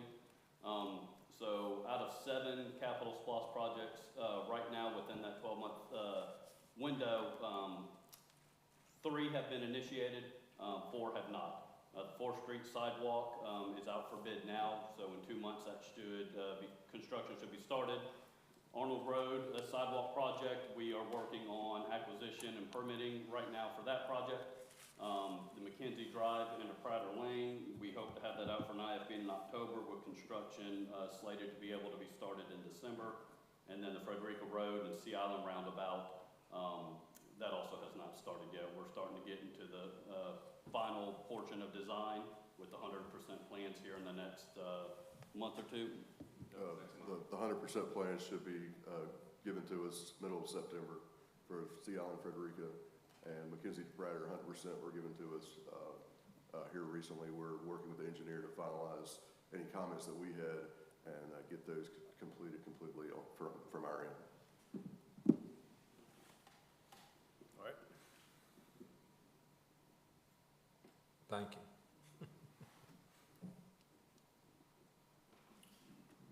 All right, this next one kind of ties in with the kind of what community development was talking about monitoring the development review process.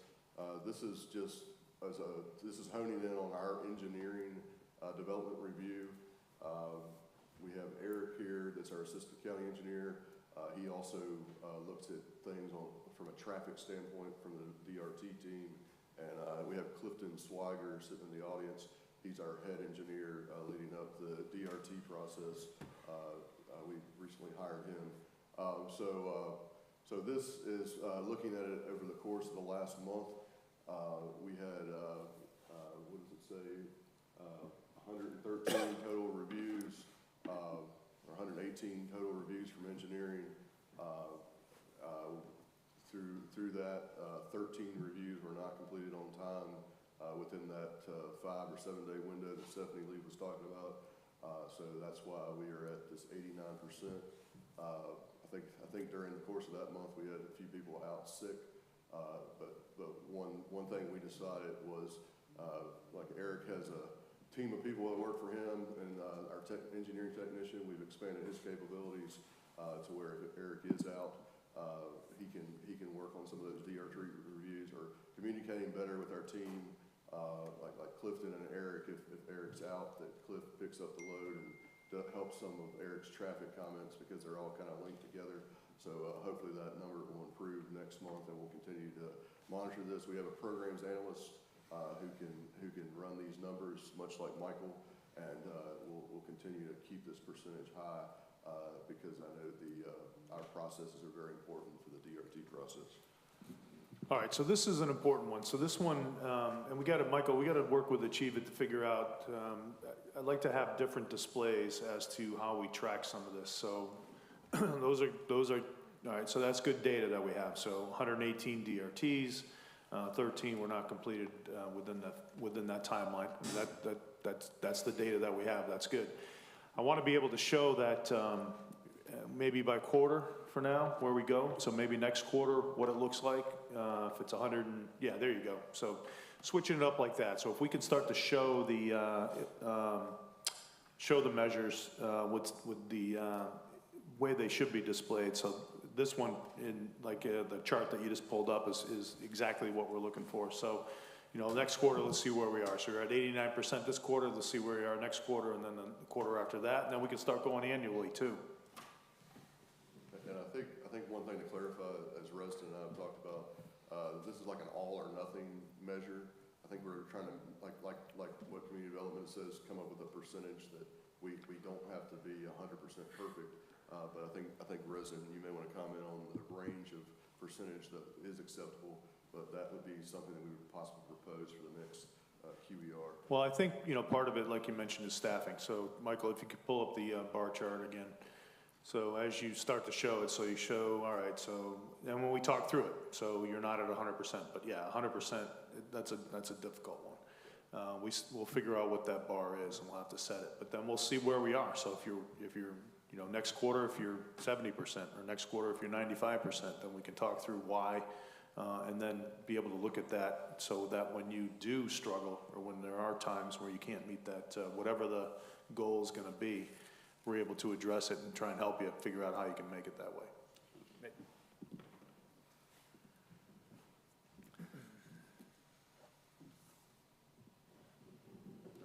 that's all of ours for engineering, for our performance measures. Okay. Danny? All right, don't go far. We got, who's up next? Public Works.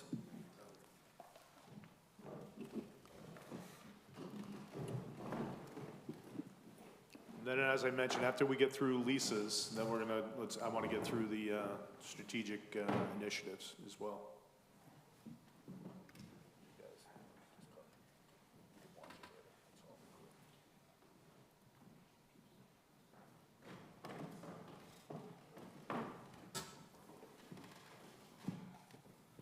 Good morning, Danny Smith, Public Works Director. I'm a one-person show today.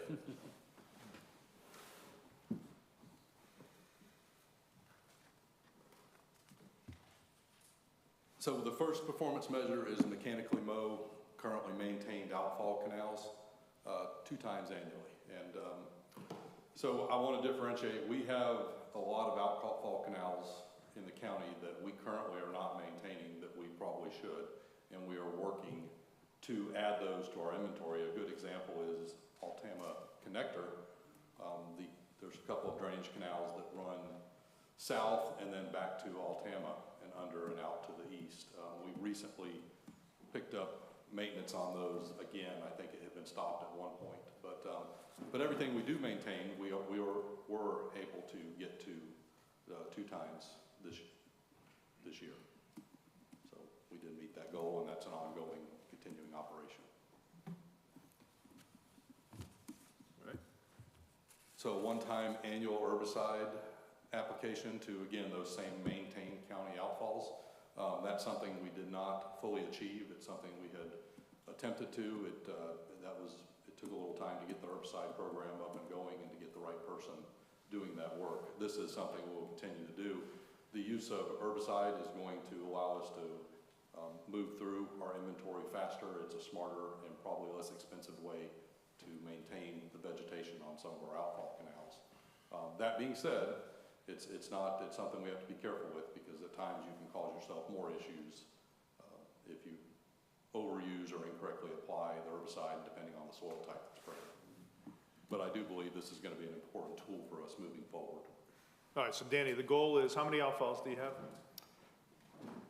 I don't have a good count because we are still discovering some that we should be maintaining. All right, so that's going to be hard to track when we don't know the number, right? That is all correct. right. And that's why we use currently maintained. We know Okay. what we do maintain and what we haven't been. Okay. But that's something we're working towards. So you do know a number on the ones that you currently maintain? I do, but I don't have it right. Okay, all right, but as long as you're using the data, all right, I just want to make sure that the performance measures are accurate with the data that we have. Yes, and it's something we need to continue to hone and get a handle on everything. Okay. You got 65 in there, Danny. I'm sorry, what was the number? 65. 65. On the outfalls, Danny, is there one out in the Green Swamp area? Yes, there are several out there. Okay. Thank you. So just, if you didn't hear, it's 65 is what we got in the notes. And that number should be higher. There are more we should be maintaining that we haven't. Okay.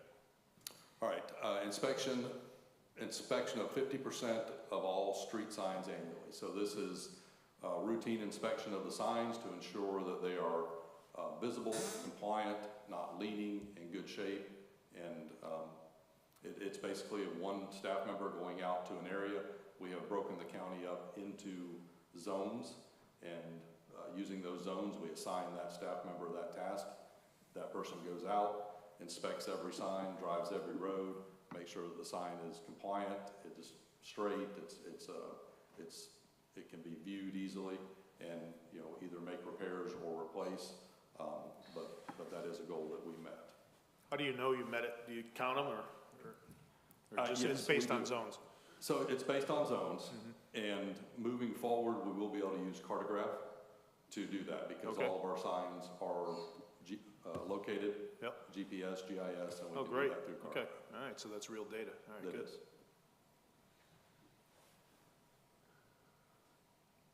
So this is an annual preventative maintenance and inspections of all traffic signals. So that's traffic signals that the county owns and operates, as well as the signals that we maintain for the city of Brunswick. Right. And it's just a one-time going out, And we're usually in those cabinets and at those signals more than one time a year for various reasons, but this is just making sure that we're actually putting eyes and hands on the signal system, the cabinet, and performing any routine minor maintenance that needs to be completed. So what does that do for us?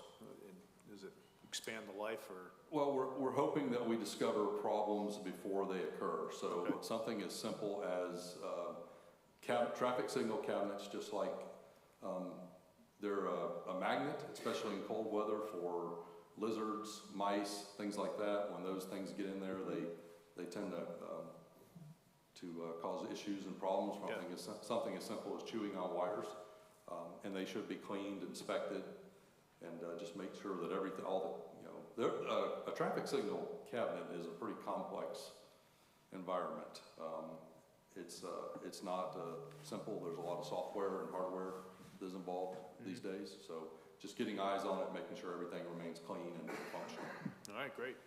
And Danny, when you're talking about traffic signs and traffic signals, is public safety engaged with you on reporting issues that they see in those categories? Yes, very engaged when there are issues that are observed. Public safety reports those. Obviously, a signal, usually the first call or the first discovery is by a law enforcement officer, and that gets reported back to us. We have an on-call for those staff to respond immediately. Signs come to us in many different ways, including public safety, reporting problems or down signs. Is See-Click Fix going to be a tool for our public safety officials as well as the public to be able to use? And I guess at some point maybe we'll get an update on how effective See-Click Fix is being implemented. Yes, anybody can use See-Click Fix. So that can be, any person can download that app and utilize it. So that is just another way that information can be reported to us. Okay. So the Public Works still is involved with and handles the bulk pickup or white goods pickup for solid waste. That's not something that the current contract with Public Services, that's not part of it, so we are still doing that. We have a team of 6 people in Public Works that focus on this daily, and this is scheduled through customer service, but the Public Works team goes out with knuckle booms and actually picks up those items and that material. This is one of those that we do very well, and mainly because of the supervisor that runs that side of the house, does a fantastic job and has a lot of pride in what he does and ensures that no matter what, those items are getting picked up on time.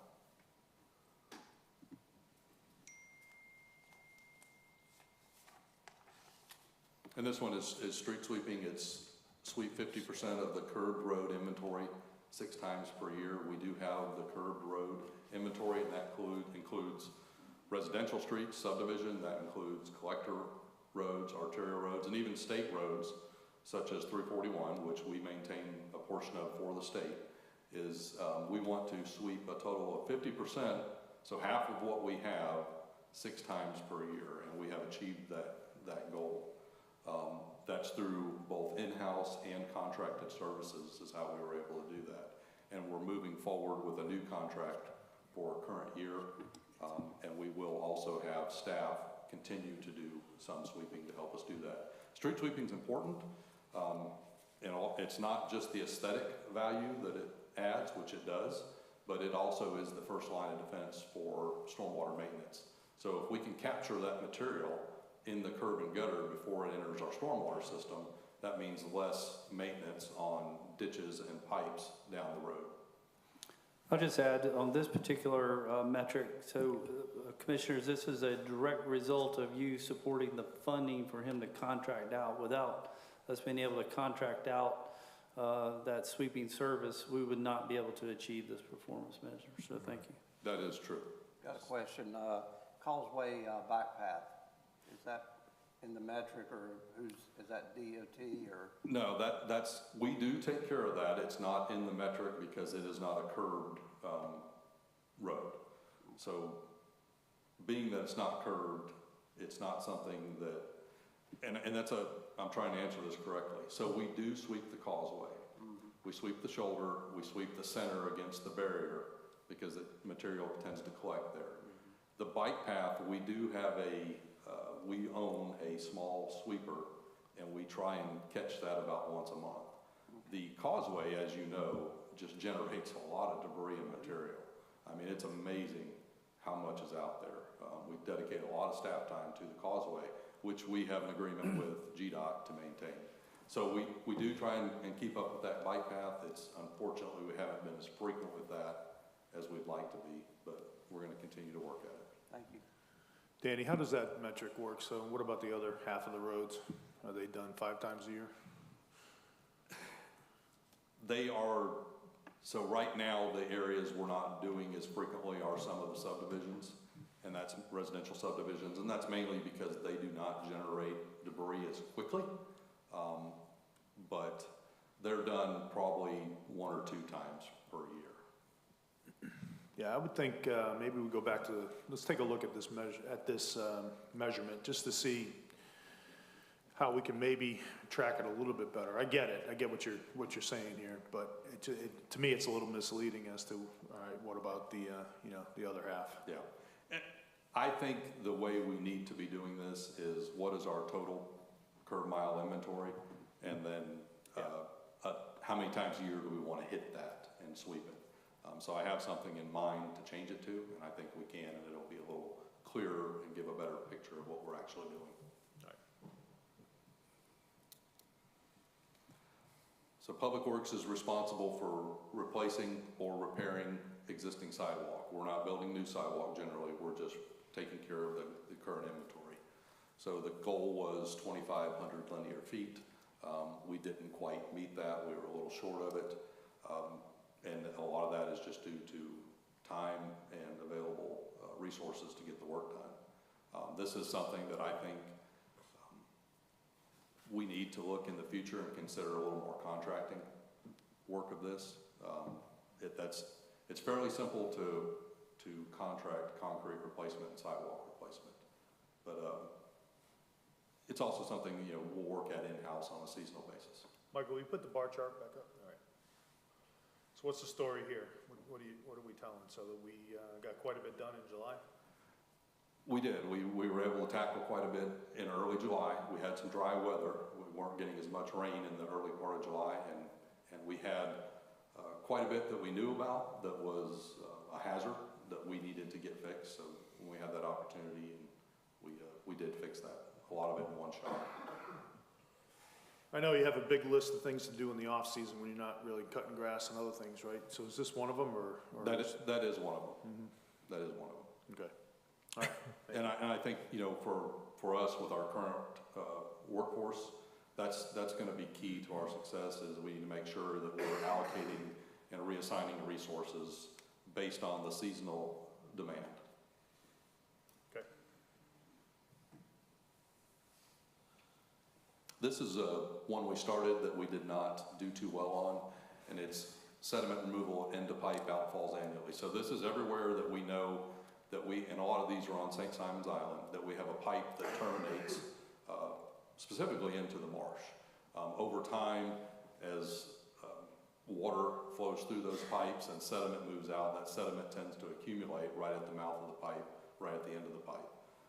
If you do not perform maintenance and remove that piled sediment or accumulated sediment, then it ends up blocking water flow, either partially or fully. And so it's important that we not only maintain the pipe and remove sediment from the pipe, but at that end of the pipe so that water can freely flow out. And we're still working to identify some of these areas and map them and know exactly where they are. I would have thought that would have been done, but it hasn't.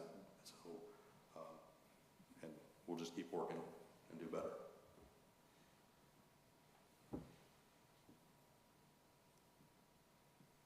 So repair all potholes within 2 business days of discovery or notification. And this is one that it's actually very simple to do. When you get a call, you go take care of it. We switched to a different pothole patch material, a bag material that's easier for staff to handle, and it performs very well. I've used it at several locations where I've been employed, and it's great, and it makes it easy. So this is as simple as get the call and go do it. We have a team and a supervisor and staff that we assign this duty to, and they have done very well with it. So we've been able to knock out potholes very quickly when we are aware of them. That's pretty impressive, so 2 days, that's good. The, I did have a question there. I think there are a lot of, how about working with JWSC? Because I know that a lot of times there's some conflict between what, some of the work that they do that, and then potholes. Well, and I think, we need to be clear on what we define as a pothole versus a repair or construction, but I do understand what you're saying. There are sinkholes or potholes that are reported to us at times that are associated with the sanitary sewer. So if you think of different pipe systems underground, a water main is under pressure. So when a water main breaks, it's going to push out. When a sanitary sewer or a stormwater pipe has an issue, it's going to pull material into it because it's flowing without pressure. So we do get calls from time to time. There's a pothole or a sinkhole, and sometimes it's a pothole, sometimes it's a stormwater sinkhole, and there are times when it is a sanitary sewer, which is the responsibility of joint water and sewer to maintain, that we are reluctant to repair. Sometimes we will try and assist them with patching. If you have a sanitary sewer that is leaking and pulling material in, putting asphalt on top of that is going to cause major problems. Yeah. And so we do that. So I think we have a good relationship with them. We have worked in the last few months to develop a relationship. Just last week, they had a water main issue on Frederica Road where we loaned them some asphalt material to make their final repair. Right. And I think we can continue to do that. And JWSC has been responsive when we have reported, hey, this is a sanitary issue, please take a look at it. I think they've been very responsive to that as well. Okay. Yes, last week with all the water, they had several issues and we had issues and kind of teamed up, but everybody did a good job. Yes. This is an area that we have been working on. We need to do better and we can do better. And when we get a phone call from a customer, a resident, somebody reporting a problem, we need to continue to work to call them back within 2 business days. That doesn't mean we are going to resolve the problem within 2 business days. That just means that we let that customer know we hear you, we are aware of the problem, and we are going to schedule it for repair, or we'll take care of it immediately, but you have been heard. I think that's some of the negative that we had, Public Works and Glenn County had received, was simply just not making a phone call back and contacting the customer. I want to say thank you for the team effort this past week with the rains. I think you and I were coordinating back and forth too, between customers calling, and I could help customers kind of, help y'all keep them posted, but it was good communication. I really appreciated you and staff. Thank you. The citizens did too. Thank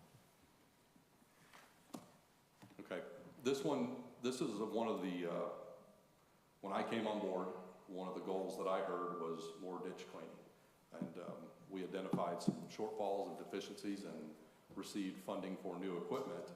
And we have exceeded the 100,000 linear foot. From January to July, we actually cleaned a little over 200,000 linear feet of roadside ditches. And this is just roadside ditches, so swales, ditches associated with the roadway. That included 1,400 culverts that have been cleaned and 1,000 loads of sediment that have been hauled from these roadside ditches. So that's quite a bit of work. And if a rough calculation, that's our team doing about 200 linear foot an hour with the grade all. So this so the 100,000 linear feet, is that a month or is that a year? That's over a 6-month period. Okay. So from January to July 1. All right, so maybe go back and readjust this one. Good. That grade all is pretty impressive. I've seen it rolling down the road a couple times. It is, and it's been, it has contributed greatly to our success and our ability to clean these ditches. Jet vac flush, 10,000 linear foot of stormwater or pipe culvert. Again, we've received support, and I've often said, and I do believe, that the jet vac combination equipment is the #1 tool for stormwater.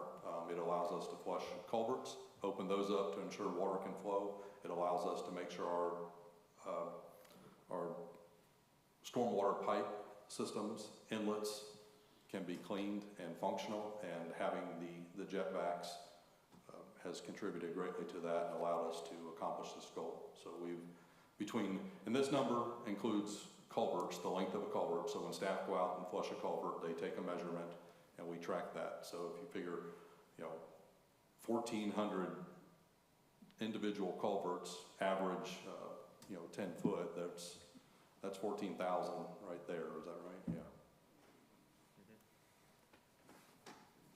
Yep, no, that's good. Did you see the difference in the, I mean, we've had a lot of rain in the last couple of months. Have we started to see a difference? I think we are. I think in another 6 months, we will see a significant difference. Just looking at some quick numbers, for the month of July, we had 20 inches of rainfall. For the month of August to date, we've had close to 12 inches of rainfall. Most of that with Debbie, but last night didn't do us any favors either. We're right back to where we were a week ago. Right. But I think we're seeing a difference. And I think we'll continue to work towards improving things. All right, great. This goes right along with the last, it's 200 inlets or junction boxes. So any stormwater pipe, if it's on a curb system, there's an inlet. Anywhere that these pipes turn or have connections, there's usually a junction box. The inlets and the junction boxes are prime locations for sediment to accumulate and prevent water from flowing through that pipe. So it's vital that in addition to cleaning out the pipe, you clean out these junction boxes or inlets. And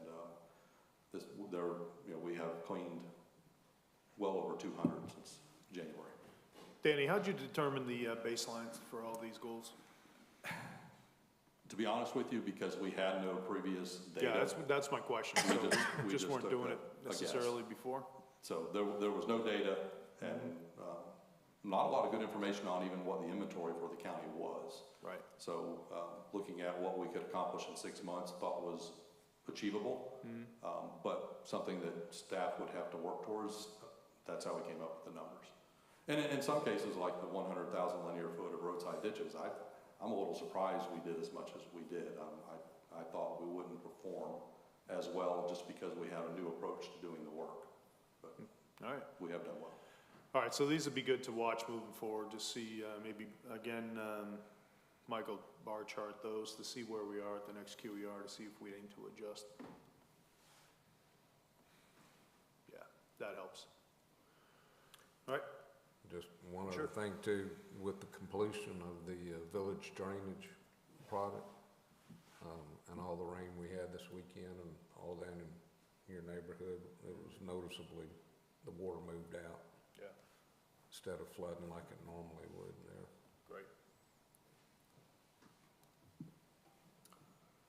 Thank you. So this is as you know, fleet maintains the fire fleet for the county. And this was an area that there was room for significant improvement. The maintenance of those emergency vehicles overall, and just the routine maintenance that wasn't getting completed at the correct intervals. So one of the items that we tackled and worked hard with staff was to make sure that those vehicles, fire trucks and ambulances, were getting the routine maintenance either at the time interval or the mileage interval that was mandated by the manufacturer. I'm disappointed that we're still not there, because it seems like a very simple task that we should be able to accomplish, but we didn't quite reach 100%. I thought this was an easy one. We are working on some tracking to better allow us to know when those vehicles reach that mileage or time interval. And it's something as simple as when that vehicle may be in the shop for any reason. If it's close to that interval, then go ahead and perform the maintenance, the routine maintenance that needs to be completed. Well, it's always good to show that graph going up. So yeah, there has been improvement. I'd like to see that. That's an easy one to me. That's an easy win.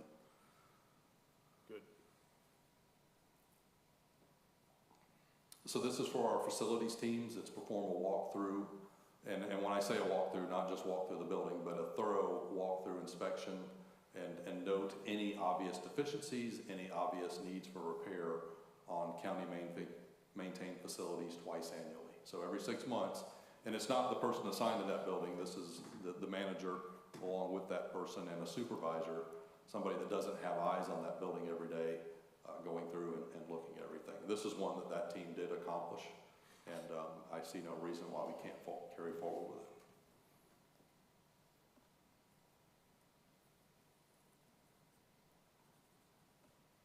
Danny, do you take credit for that after storm? So I know you have to go through all the buildings, so there's probably Actually, more.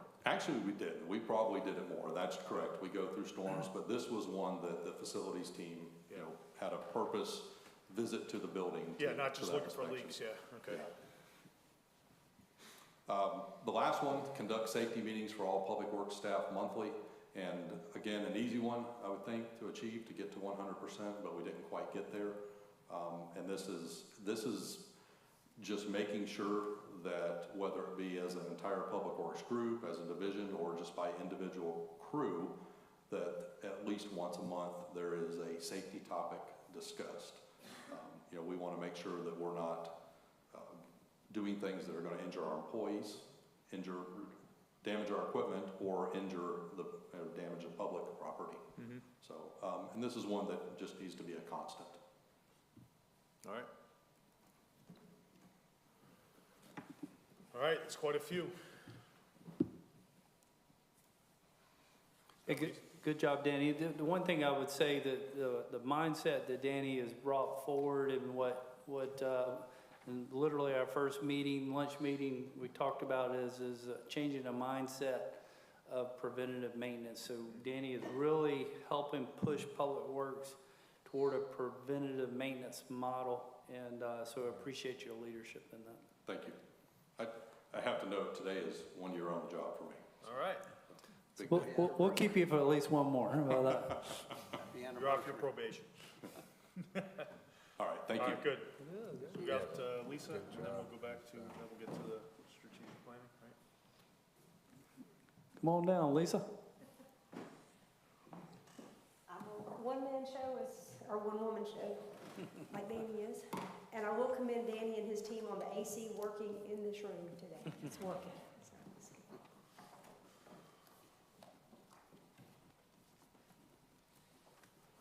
All right, Lisa, so let's go through yours. Okay, well, good afternoon, good morning, Commissioners, Mr. Fallon, Mr. Gentry. Lisa Gerganis, Recreation and Parks Director. So when we started looking at our performance measures for this year, we based most of these off of fiscal year 23 as our baseline. And so we do have some, I hate to say that are not achieved, but I think we're moving in the right direction for those. The first one was to have a 5% increase in our participation in youth and adult athletic leagues for fiscal year 24. We came close, but we did not quite make it there. As you recall, we had a transition last year of Howard Coffin Park and some of the programs associated with that park back to the city. And so this year, in fiscal year 24, we did not offer the track program, and that had some impact on our numbers. Also, we did not offer adult softball this year for various reasons. And while we did offer some drop-in programs, they were not considered official programs, and we weren't tracking participation, even though we offered those types of opportunities for our people. So, transitioning to the strategic plan, we do have a participation-based strategic plan initiative, and when we go through that process here in just a little bit, you will see that what we're tracking in the strategic plan, we have achieved with our participation numbers. So I think what we'll do is maybe talk to John, and we'll look at in our athletics team and look at what some more realistic numbers are as we look at our performance measures for 25. Yeah, that's one where we're a little bit, and I'll preface this for a couple of other metrics that Lisa has here. So we're really kind of reestablishing some baseline numbers. Having transitioned Howard Carlton back to the city, there's programs and activities that were associated that now shift to the city that were not part. So this is a transitional year, if you will, for us, 24. So well, 24 might end up being our new baseline of what we think is going to be for the future, so. The next performance measure is increasing the number of campsites booked annually at Blythe Island Regional Park.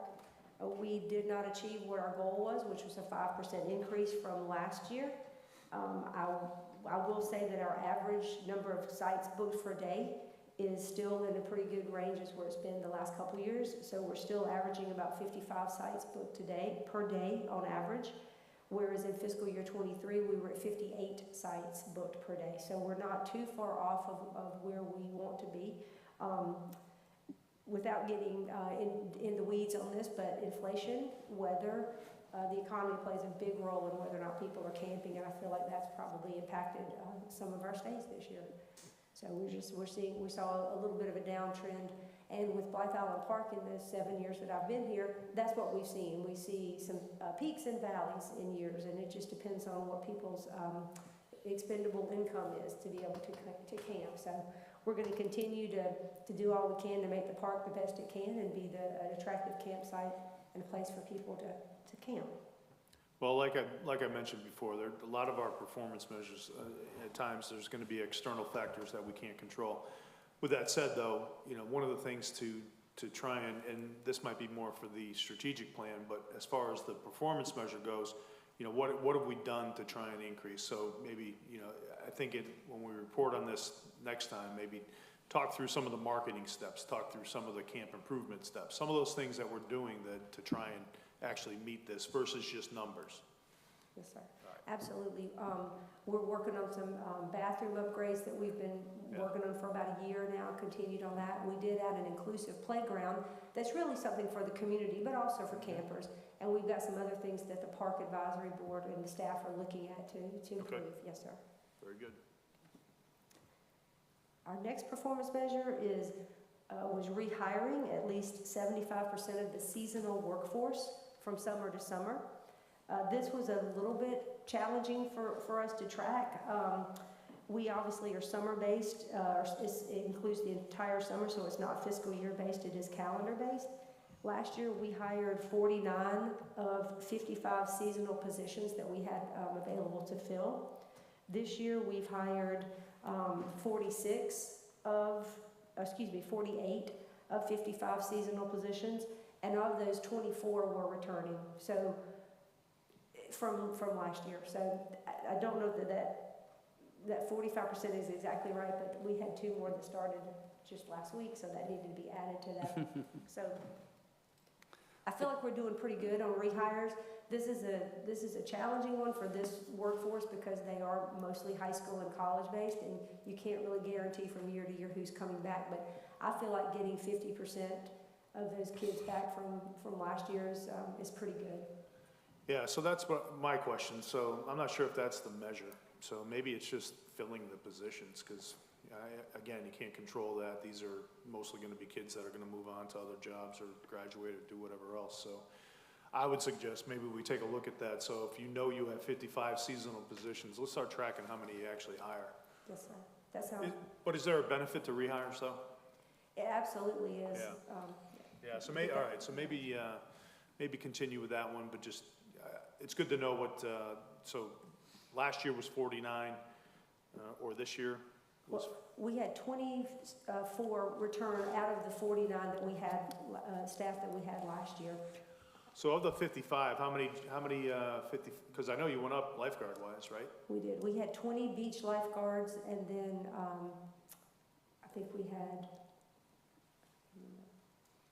But it's an increase over 2023, right? It is 20 pool guards. We had a good year this year with lifeguards. Yeah, I think you're right, Bill.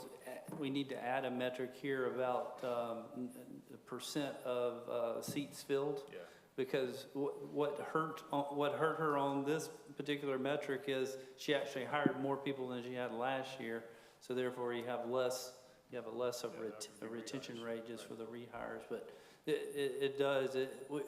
And Lisa's defense on this one, I pushed her to up this one a little bit, just because I also see the value in the rehire and having somebody who's experienced, especially as a beach lifeguard, and a pool lifeguard. In those two categories, having somebody that is already familiar with your operation is so much easier to stand up a pool, stand up an operation. Would some kind of bonus deal for lifeguards to come back be something that would? We did do that this year, yes, sir. We worked with the finance department, and they had a $500 signing bonus. And that was for all lifeguards, not just for rehires. That was for all.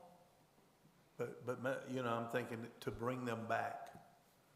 We hope to do the $500 signing bonus next year for all lifeguards, but also the 3% increase that the guards got during the middle of the summer with the county's COLA.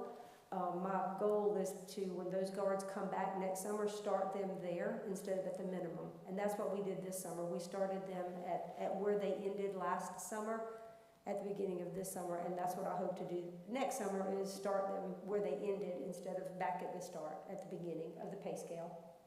So as an extra incentive. I think to Commissioner Rafalski's point, though, some kind of incentive for people to come back, because we're not training them as much, right? We're spending less money getting them up and running, and they can essentially hit the ground running, right? Let's see. Achieve a resident per playground rate that meets or exceeds the national average. We did achieve that. We added 2 new playgrounds during this fiscal year. Obviously, the inclusive playground at Blythe Island Regional Park, and then we added a new play area at Baldwin Brooklyn Park. So that have only made our average exceed the national average even more. Move to the next one. Achieve a resident to parks ratio that meets or exceeds the national average. We're not there yet, but we're close, and I feel pretty good about the number of parks, per capita here in our community. And hopefully in the future, once we get our master plan going and underway, we'll hopefully identify some other areas in the county that there may be some available parkland in the future, so that we can strive towards meeting this goal. The next one is inspecting 100% of county playgrounds quarterly. We do that. We've been doing that. They're mostly visual inspections. When there's issues, we obviously document them on forms and put in, to get repairs done. I feel like with the new cartograph system that we will be able to really document this better in the future. But now it's just knowing that our staff's out looking at our playgrounds every quarter. How many certified playground safety inspectors do you have? We have 1 right now, but we're looking just to Ray? Yes, just Ray. We're looking to get our new Parks Division Manager certified hopefully later this year. This is an area that Lisa and I discussed that we've got to do a little better job of on our safety inspection of our playgrounds. The next item is a 5% increase in the number of boat hoists at Blythe Island Regional Park at the marina. We fell a little short of this. Again, some of the inflation and weather issues, I think, probably didn't help us there as we cruised into May and June. But we are still kind of holding firm at our average, which in fiscal year 22 was approximately 5 per day. Fiscal year 23 was 4.8 boats per day. And then in fiscal year 24, we're at 4.8 boats per day. So although we didn't hit the overall mark, we were very close to it, and it did not put our overall daily average of boat hoist in the negative. So just the hoist was down for a little bit, right? It was down for 20 days in fiscal year 24, plus the holidays. So we exclude those from it. So we exclude the holidays when the boat hoist is closed. And you mentioned, if you could just touch on the parts, right? So part of the reason it was down was because we're missing a part. We were missing a part, a clutch part that had been ordered, and the wrong part was shipped. And the second part, there was a delay getting that part. But it was down for about 20 days with that situation. Now we got an extra? We have an extra on hand, and we have ordered the spare hoist. The third hoist, it is not shipped yet, but it should be shipping this month. Okay. Hopefully this week, actually. Were these the new hoists that we bought a year or so ago? These were the or maybe ones 2 years ago? Yes, sir. These were the ones we put in. I think 2021 is when those 3-ton hoists were put in. So they've been working pretty good for 3 years. So a clutch went out on them But we have ordered the spare that is compatible to those existing three-ton hoists, and we'll be able to, in the future, we should only be able to be down maybe a day or two while we take one down and put the other one back up. So, a question to me, you say we're only averaging just under 5 hoists a day at Blythe Island? 5 boats. That just seems way lower than what demand would be, and then we're not hoisting at all on holidays when boat traffic. We hoist on most holidays. Out of the county's holiday, the 12 or 13 holidays the county has, there are some holidays when the boat hoist is closed. Christmas Eve, Christmas Day, New Year's Day, Thanksgiving Day, and maybe President's Day. We are open and the hoist is operational on spring break, Good Friday, Memorial Day, July 4th, Labor Day, Veterans Day, the day after Thanksgiving. Bigger boating days. Bigger boating days. Yeah, okay, thank you. Lisa, I know the boat landing has been utilized. Has anybody checked at the low water mark to make sure it's staying, we got enough cement there and nobody's backing off into the river? No, sir, I don't, no, to my knowledge, nobody has checked that. That's something I can look into. Yeah, and I'm like the chairman, I know 4th of July, they are slammed out there. That number does sound. Sounds low. I just wonder why the public's not taking advantage of it more than anything else. I would have thought it would have been rather busy. It's not as busy as you think. We think of the marina more as a service to the community. And I guess, could that be because, and I don't mean this as any knock against you or your department, but historically, if the public can't count on the hoist working when they get there, then they find other ways to launch and aren't using us because our service record hadn't been that great on the hoist being available. It's posing a question, it's not an accusation. Yeah. Well, we did replace the hoist in July of 21, and it hasn't gone down for anything other than scheduled maintenance until this past June, whenever the clutch issue. Okay. So, and we do quarterly inspections and annual inspections on the hoist since we got the new hoist system. So it really hasn't been down that much for maintenance. I can't explain it other than, some people like to back their boats, and it's a good haul. If you're a boater, it's a good haul out from Blythe Island Regional Park to get out to the water where you might want to fish. So maybe that's why they're not using it as much. And the economy also impacts it. I mean, the gas prices for boats is a little high right now too. All right. How many hoists are in town now? I know there's one at Two-Way. Anywhere else? St. Simon's boat. And Blythe Island. Do you advertise it at all? We do it just on our website and in our rack cards and, that sort of thing. All right, I know we're running way late here, but thank you.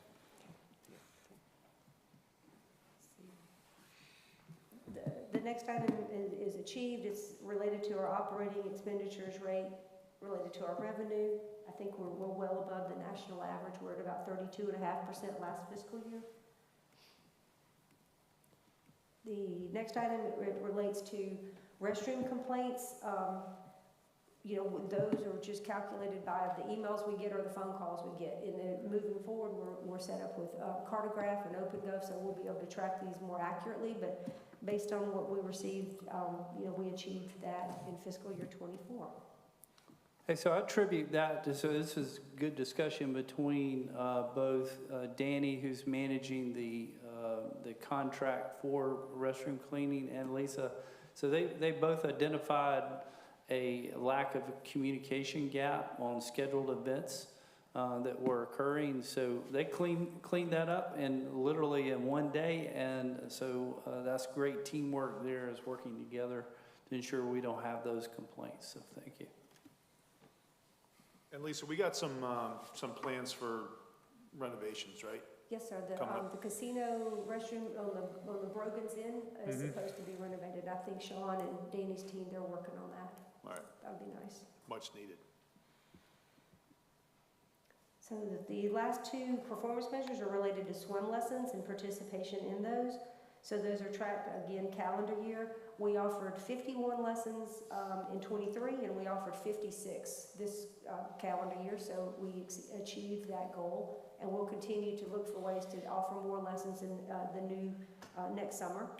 And then as far as participation goes, we were just under our mark. We had hoped to increase 5% from last summer to this summer, but we were very close. So instead of 288, we had 281 kids and adults in our swim lessons this year. But again, hopefully next year we'll offer a few more lessons, especially the evening lessons were very successful this year, and we're going to offer some more of those and try to get more people to learn how to swim. Is that going to go down if we don't have Howard Kaufman next year? It won't. These numbers do not include Howard Kaufman, so Okay. we excluded those from last year, All right. just to try to apples to apples. All right. All right, so we got, so Michael, is that it for performance measures? So Michael, if you could pull up the strategic plan, let's start getting through the initiatives so we can get done today. I will ask, since these were established, I don't know if Resin or Jason's going to cover it, but Danny, if you'll also come forward. And Stephanie, if you'll just step up as well in case there's some questions related to community development that I can't answer.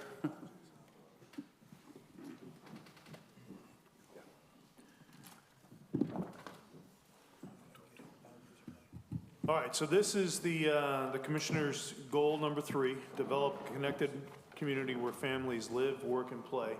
And so we're going to go through the objectives.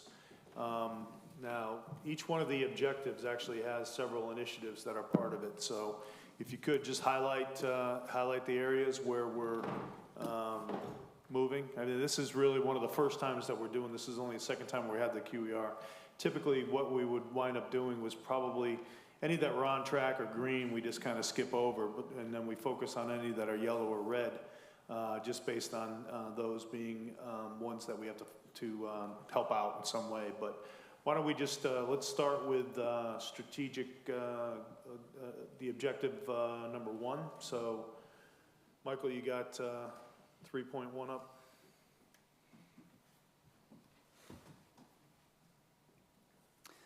Well, Bill, while that's pulling up, I'll just highlight a couple of things on this one. So this is a captured rate of somewhere around 46% of our goals that we want to achieve by December of '26. So for this strategic initiative. And overall, so we've seen a significant amount of design, so large-scale infrastructure projects that took the longest from a standpoint of design has been initiated. We've completed our comp plan. The one area that we are off track on, you'll see, is on the planning and zoning ordinance rewrite.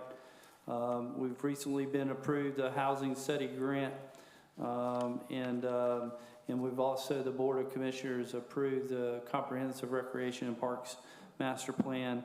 And then we'll be bringing to the board a bike path initiative at the August special call meeting work session. So a lot of great things happening in this particular strategic initiatives. So that being said, the first one is dealing with executing programmed infrastructure initiatives and plan for future needs. All right, so, Michael, can you just pull up all right, yeah, just leave up the initiatives. Can you, which ones are we, are there any that were yellow or red on? Yeah, that's a better look. You could just leave the list up, Michael. All right, so commissioners, as you can see, here are the initiatives for, we have 4 objectives within goal 3. And so you can see the initiatives that are here. So the ones that are green, if you don't have any questions on, those are pretty standard. It looks like we're on track. But I would like to talk about the 3.1.4 since we are not on track, unless you have any questions related to the first 3. So give them just a second, Michael, to take a look at those first 3. And if there's no questions on those, we'll go to 3.1.4. Okay. I think. All right, go ahead, Michael.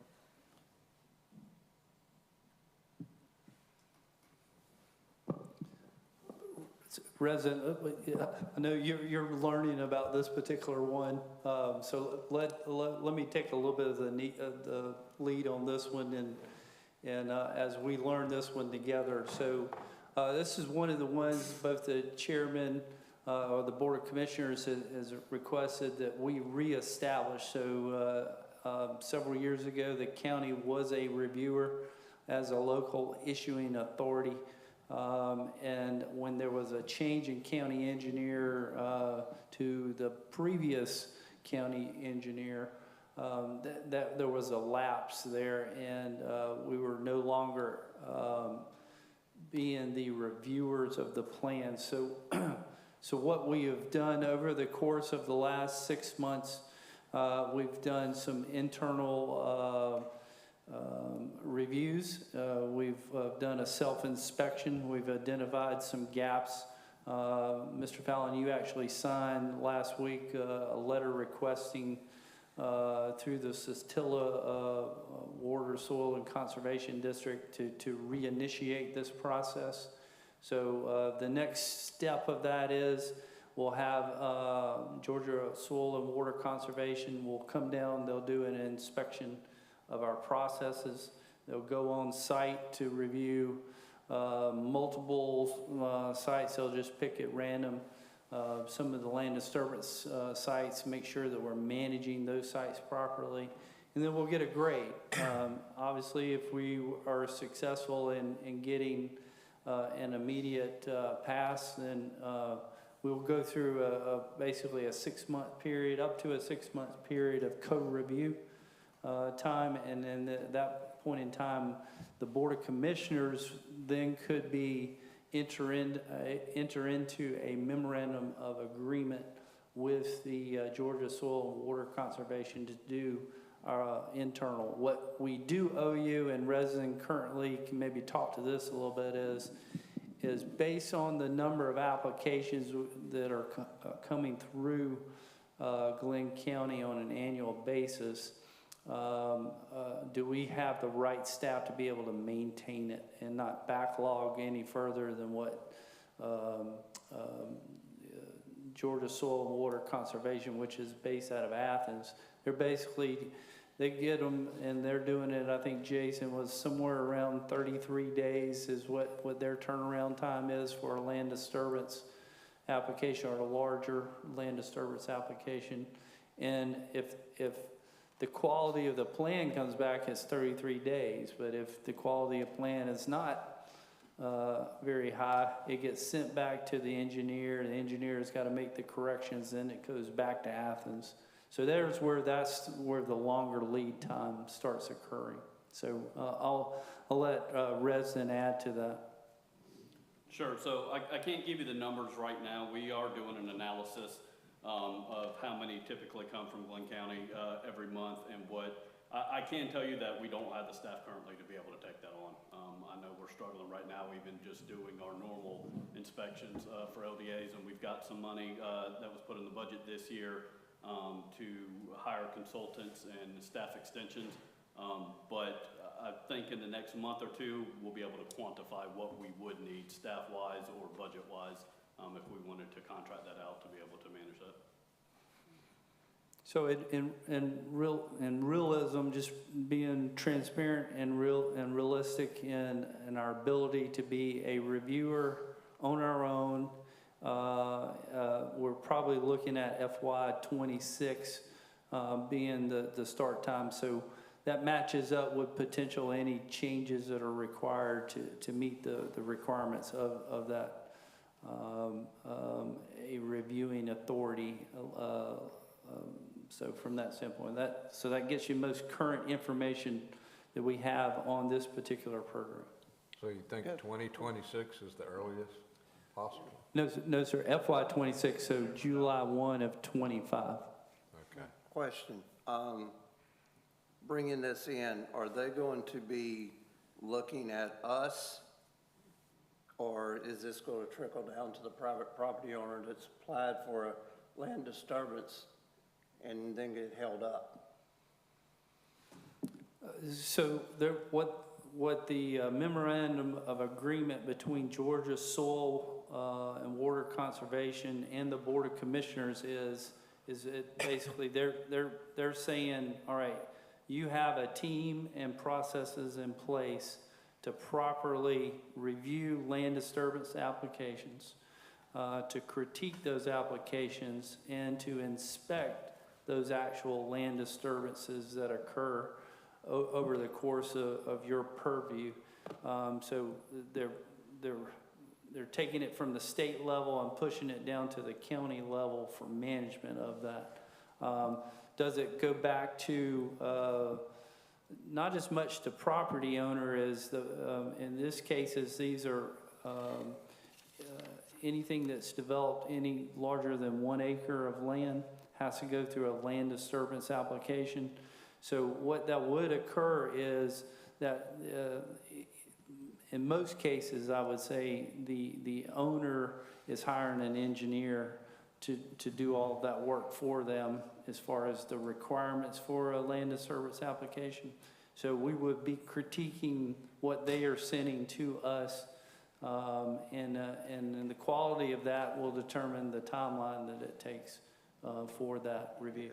I got you, and I understand where you're coming from, but I can tell you right now, listening to this is going to impact that engineer, that property owner that's paying whatever, if they bought it straight out, their investment in getting that investment started quicker. I see this as a overreach of the state, and I got some heartburn on that, but I appreciate the answer. But first of all, it's got to be more than an acre to need an LDA. And second, in the past, how many people did we have? Was it just Paul Andrews, Stephanie? That was certified? Yeah. I think that was it. So we only have one in the past. Go So, ahead, Jason. No, we had his whole staff was certified previously to do inspections. But yeah, I mean, we have a capable staff. Like John's saying, this is like, basically, Mr. Fallon signed a letter last week. We're sending that out today to start this process. And it's more of, they're gonna come, the first step is passing the inspection. So when we pass that inspection and score the amount of points we need, then we go to the next step where they come down, monitor us, start walking with us, making sure we're doing things the way they want us to do them. But we all, Eric, myself, Adam, we're all capable of reviewing plans. I mean, we're all, it's gonna be fine. So basically, we walk through the process, and basically the way they outlined it, it's like a year process where they set you free, and after a year, they're gonna continue to monitor you and come back and check you, but it's kinda like you're under their apprenticeship until they're happy with what you're doing, and then it's just we'll check in with you and make sure that you can do and keep you authorized. So just like we were a land issuing authority in different ways, to issue the permit, we'll get the ability to review plans and issue permits. There's other counties in Georgia that do this. I was surprised to see the amount of counties throughout the state of Georgia that aren't authorized to do this right now, but that would be our goal, just to walk through this process. And as John's saying, we start today, and in about a year's time, we'll be set free to manage it on our own, and that would be our goal. Probation period, basically, is what it boils down exactly. to. Yes, sir. But they don't hold the landowner responsible, they hold the county responsible, is what I'm getting. For the permit, right. Yeah, to maintain that the permit is, when we issue that permit, we have to make sure that they keep the silt fence up and that the site's in order. Any project over an acre requires a permit. If we discover a permit, if we discover an area that's over an acre of disturbance, a permit is required, and that's state law. So basically, that requires an engineering design. And so, as John's saying, the engineer will work to get that permit, and that's where the process is getting held up. Is there's multiple submittals, and if they can submit it to us, we send it off, get the review done, and keep it more local. What I discovered was there's more shipping time. If you don't ship something out the door one day air or next day air, it's gonna get hung up in the mail for 14 days. and we're waiting on mail to come back. So that's a part of the process of the delay of this particular item, so. Okay. So my understanding is it's gonna speed up the Yes. process. Yes. Yeah, we used to be local issuer, and then I think it was when my last term, 2008, 2009, right in there, they shifted it all to Athens. Okay. So then everything had to go to Athens, and they had limited staff for the whole state. Yeah. And, I mean, ever since then, LDA permits. Yeah, Of course, Commissioner Clark, Jason made the comment about it, so I met with Georgia Stormwater Conservation in the month of June, and of the 360 local issuing authorities throughout the state of Georgia, 300 of them are sending all of their plans to Athens, so. right. And what are we at? How many land disturbance applications do we have right now, or land disturbance permits? We have close to 100 active ones right now, so that's why when Resident was saying, it depends on how busy are you as a county, so when we contract things out, we're really trying to analyze this to see what the need is, because it can come in waves. You can have a slow development, or you can have a lot of development. It can get busier and busier, and it all depends on, that's how engineering kind of is, but that would be where we're at right now, is about 100 projects that are active with over an acre of disturbance. And that's gonna be huge, because we know with the ports and the factories up there between us and Savannah, all of that's, you know, it's just gonna throw everything. The other thing too that I wanna say real quick is that we need to focus on, which is starting to appear, especially on St. Simons, but in other areas, is this type of growth, is the acreages under an acre. And, you know, we're having a lot of issues with, especially on the island right now, these developers are smart. They're finding pieces of property that are under an acre, out on the marsh. You know, we've been to them, and they're going in there and they're raising their elevation up, you know, 5 feet above everybody else that's around them, and it's becoming a real problem there too. Thank you. Thank you.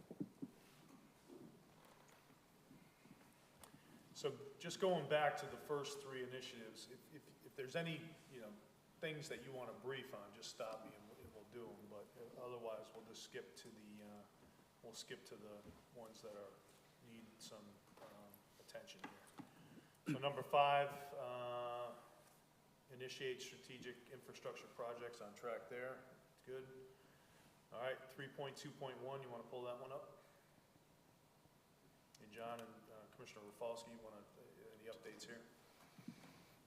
I'm gonna leave that right up to you, John. Thank you, Commissioner. For the good of the group and our audience listen in on this one. So we were previously scheduled to conduct our first public input really our second public input session this Wednesday. However, due to an oversight that we saw, something didn't get published at an appropriate time, and then the storm hit us as well. So a little bit of comments from our citizens about giving a little extra time at the behest of the Board of Commissioners and Planning Commissioners. We're basically just sliding the schedule that you see up there is slid to the right about 30 days. So what we'll do is complete and repost the most current. I will state the most current one is posted online, so we can receive citizen input at this point in time. And then on September the 18th, we will conduct a citizen input review, and then can go from there. So we're still on a pathway, I do believe, because we built in a little extra time. So we're on a pathway if the commissions so choose, both the planning commissions and the board, to complete this by the end of the year. All right. Thank you, sir. All right, any other, again, commissioners, if there's any on this list over here that we're going down on the far right, 3.2.3, 3.4, whatever, if there's any that you want to bring up, go ahead. If not, we're just going to jump. Let's go to the one that's achieved, if you could. So comp plan, as we get these, we'll gray these out, but I know that we had talked about trying to make this a continuous process, right? Yeah, where'd that end up? Because Toby left. So what Stephanie and I talked about is there's two components of this that we believe that we can update. So we're really kind of waiting on the planning and zoning ordinance to review, because the one thing that possibly may change is our character area map based on that. So it's something I think we may have to review once our ordinance, planning ordinance is codified. Once y'all make a final decision, there could be some slight changes there that we may need to look at. And then secondly, we looked at in FY25 is updating the demographic data for our comp plan. So those two particular areas, we could utilize just a slight revision and republishing the comp plan with an FY25 being current, and then get us on a 5-year schedule after that. So Stephanie, anything else you want to add to that? No, that covered it. Yeah, the main purpose was we don't have to update until another several years, but just to get on this 5-year kind of regular schedule is why we wanted to do FY25. All right, good. All right, and then some of the ones that just haven't started yet? I would like to bring up, and I'll let Stephanie just talk this one a little bit, is 3.1.5, the 2050 transportation plan. Just because we haven't had an opportunity to update the board on this, and we're very still early in the process. And I know that BATS Policy Committee meets later today, so just give a brief update on that. Sure. So yeah, BATS is working on a 2050 Metropolitan Transportation Plan, and that is something that we do every 5 years, or BATS does every 5 years. So it seemed to work in nicely with our strategic plan goals. So where we're at with that is there has been some initial data collection and data compilation that our consulting firm that's working on it is doing. This fall, we will be starting some of the public input process. So we're looking at some dates in September to really kick that off. And so we'll let you all know, of course, when we do start that process. And then the plan completion is next summer, so summer of 2025. Okay. Thank you.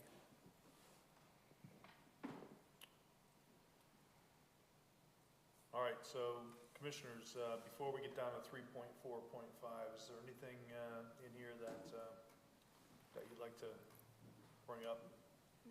Coast Guard Beach operational plan, is that what is that? So if you could pull up 3.3.3, Michael? And Lisa, you want to talk to this? Is this yours? Yes. This is an operational plan for Coast Guard Park once the renovations have been completed and we're operating the park. So I've not started working on that because we haven't quite put it out. I think it's ready to go out for bid soon, and we'll be working on that. So we'll have something ready as a draft probably in early 2025, and then we'll work it. It's kind of hard to do before the park's finished anyway. Well, yes, sir, a little bit. So. But again, this is a strategic plan that takes us all the way through the end of 2026. Right. So we'll have something in place that meets the deadline of the strategic initiative. That'll be an exciting one once the new building's up and the new park's put together. Yeah, it really takes this particular park in the way it's becoming designed from more of a passive park to a little bit more of an active facility. So that when you have an more active park like this, then it requires an operational plan. So yeah, this was blue sky, and when we first came this up, we were hopeful that it would come into play. And I think really the reason we put January 25 is because the FY26 budget. So this is the goal, is to get money in the FY26 budget to operate it. And we are already looking at what our operations are going to look like in summer of 25, because they will be a little different than they were in summer of 24 because of potential for some work to still be done. Right.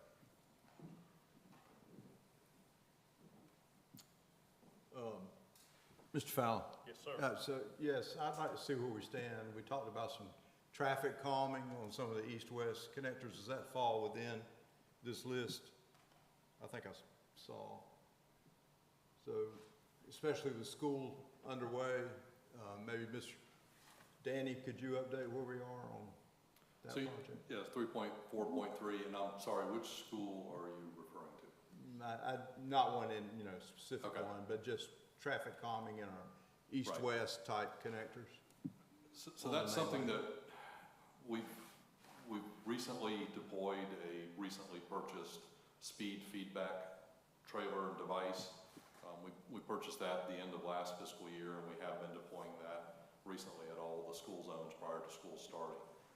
We're also talking to different vendors and researching some new technology that can go into both traffic signals and into the school flashers, school warning devices that allow us to have a little more interaction with those. That's mainly from a repair and maintenance standpoint.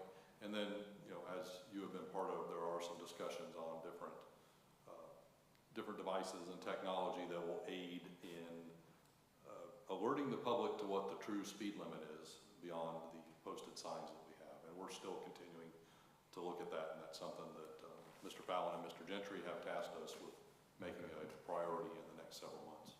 Okay, thank you. Danny, how many speed boxes do we have? Do you know? So we have two devices that we use to collect data, and they are nothing but a data collection tool that provides us with the volume of traffic, so number of vehicles, and the speed at which that vehicle is traveling. So those are what we use to collect the speed primarily for the speed hump requests. The new speed trailer, and this is what Public Works has. I don't know if the law enforcement agencies have any devices either, right? But the trailer that we have is a feedback sign that we can program what the posted speed limit is, and it digitally displays that and provides a feedback to the motorist if they're exceeding that or if they're hitting or under. We can also collect data with that. I would tell you that data is never going to be accurate because people see that sign and slow down, so you're getting the slow down speed, not the actual speed. So those are the devices we have. Is that like the one when you're going on to St. Simon's? That actually is just a sign. Because if that one could collect data, that they don't slow down till they're passed. They don't. It does provide feedback. We can collect data from that one, but it's very difficult to do. I like that sign there at that location. Going to these electronic devices and to these feedback devices, they're a great tool, but they're an expensive tool, and it's not just a one-time cost. They're not going to last forever. There is a power supply cost, either solar or hardwired power, and they're going to get damaged. And so I can ask for them in initial purchase, but there is a replacement once we install it. The expectation is it'll remain there. So I think we as a group need to develop a plan and a strategy for how we want to approach these. I think they're great tools. We just need to be aware of. How many of those devices do we have right now in use? We have that one right now in use. The state has some, but that one on St. Simon's that's a permanently mounted, that's the only one we currently have. Do we anticipate any more in the current fiscal year? I think we're going to talk about a few more, but again, there's a cost associated with them and making sure they go in the right spot. So I think, Commissioner, what we wanted to do was set up our speed, the boxes essentially, to get the data to really determine if there is an issue, both with traffic but then with speeders. And then I think based on the data that we get, and we're setting those out for about a month, right? So we're generally doing a 7-day. Just a week? Yes. Okay. All right, so we'll continue to do that in the hot spots around the county, and then, where we get the most complaints, and then determine, try and put together a kind of a plan where we can strategically, I guess, identify those areas where we should purchase those boxes. And a lot of it's gonna come down to the commissioners. You receive most of the complaints, but, taking a look at that data to analyze where we can put those signs and start purchasing those, because that's something we can do this fiscal year. Have you put one on South Harrington? So we are going to conduct a speed study on South Harrington. I'd really like to see how that one comes out. We have the request in, he knows. Yes. Waiting in line. Yeah, so there is. You're right, good point. There's a list of these, so we have about, Yeah. Yeah. there's a lot of them, and- so we'll get to them. You know, the truth is with the electronic devices, with speed humps, with any of these things, we also, I think, have to be, make sure that we're putting them in the right place for the right reason, because you get a lot of, oh, I want one of those too. Yeah. And it may not be warranted. And I think we have to be careful with that because of the cost. Well, you know the Broadway, I know it I'll well. call it the Broadway street humps.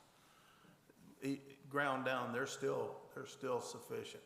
I rode down it the other day and 15 miles an hour, you're fine.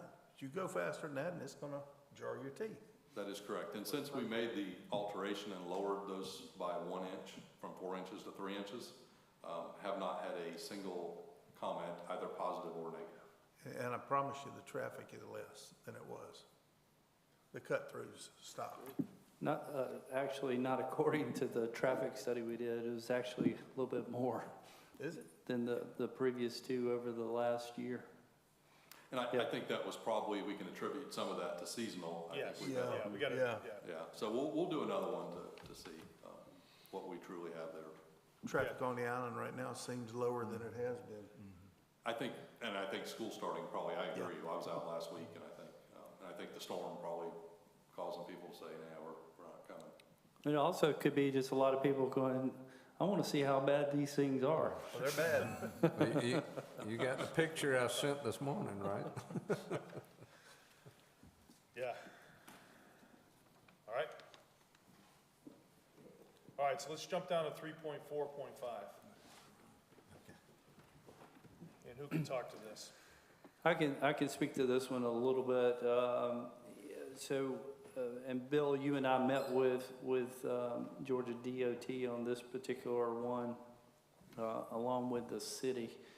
And there's a little bit of, we've got to get some agreements in place as far as what can do. GDOT recommends basically allowing only a right-in, right-out on 4th Street to create a median in the middle across from Selden Park in order to allow for pathway across there. The city doesn't like that option, the recommended option, because that keeps people from basically with 4th Street being a major collector road going from Highway 17 to 341, it keeps people from taking a left there. They would have to route through over to 1st Street to get out, I believe, is what we looked at. So GDOT was, said they would look back at it, but that they kind of, I think unless you saw anything otherwise, they kind of dug their heels in. They didn't feel like that doing any other alternate means was going to be able to work at this point in time. So what improvements can we make? Is there any other options that we have? I know that the city, is the city doing sidewalk down 4th Street that far? Do you know?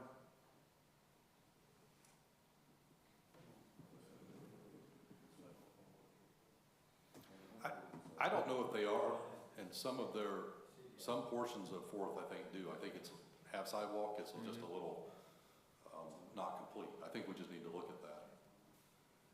And have we, one option may be, if we haven't, is to complete a warrant study to see if that may meet warrants for a full signal. It doesn't. It doesn't? Okay. So a study was done for that, and it doesn't meet the warrants for a full signal. And we even asked about, even if we would pay for it, would they allow it? And they said, because it doesn't warrant it, they weren't interested in it. This has been talked about for a couple of years now. Mm-hmm. All right. Well, let's keep it on there, and we still have some time, so let's continue to work with the city and GDOT to see what options we have. All right, so commissioners, I think that is, that's it for this goal number 3. So do you have any questions related to any of the department heads that you have in front of you? I don't think so. All right. A lot of work, and I thank everybody for putting this together, and I think it'll be very helpful for future generations. Yeah, I'll tell you, I think that these are, it shows the amount of work that's actually being done. And this isn't even counting the project, so we haven't really even dove into the project, so that'll be up next. So in fact, just as a save the date, we are looking at, based on your request of trying to do something else with the public on SPLOST, looking at, I think, September 10th and 11th, we're looking at another open house, one in the city and then one in, at St. Simon. It's just to provide an update on where we are on the SPLOST projects. Everything that we're doing is fully transparent. It's on the website anyway, but it allows us to at least meet with the public and answer any questions that they have. All right, anything, that's a good point. Anything in the chat, Michael, that you saw? I don't think there's anything that we need to address, or is there? We just had the one comment from Monica come in for Yeah, the it Safe was a Streets good- for All grant. Good comment from Monica, referenced that last discussion about pedestrian crossing, so that Safe Streets for All grant that we received, or that we're submitting, it has the potential for some projects, so we can continue to have that engagement with the city, and I'm sure that one will be a problematic intersection. I think Stephanie may remember this, but there was a design from GDOT showing all the way down 341 where they were putting roundabouts in. But the problem you run into was the railroad. Yeah. So, you know, the railroad would have gone right through the roundabout. Okay, if there's no questions, I think we're good. Tomorrow, we're going to be back on with goal number 2. In fact, PATE 224 is not quite done yet, so we're going to be back in here tomorrow, even though the calendar says PATE 224, we're actually going to be back here, and tomorrow is going to be our goal number 2, which is focused on public safety. So same thing. Again, very informative. Appreciate all the work that everybody put toward this, and keep plugging along. We'll get to the point where every time we do this, I think they'll be a little bit easier. Make some corrections on some of the things that we have, make some corrections to our performance measures, and then, and then just get better next time. So appreciate all the work. Thanks. I want to thank everybody too, because I'm in my 4th year, and I've seen a lot of improvement over when we first came in. And y'all can all pat yourself on the back. I thank you. Very much so. Thank you, sir. Hey, if I could just have this group meet in the back corner over there, just huddle up real quick. All right, we're good, Chris. Thank you.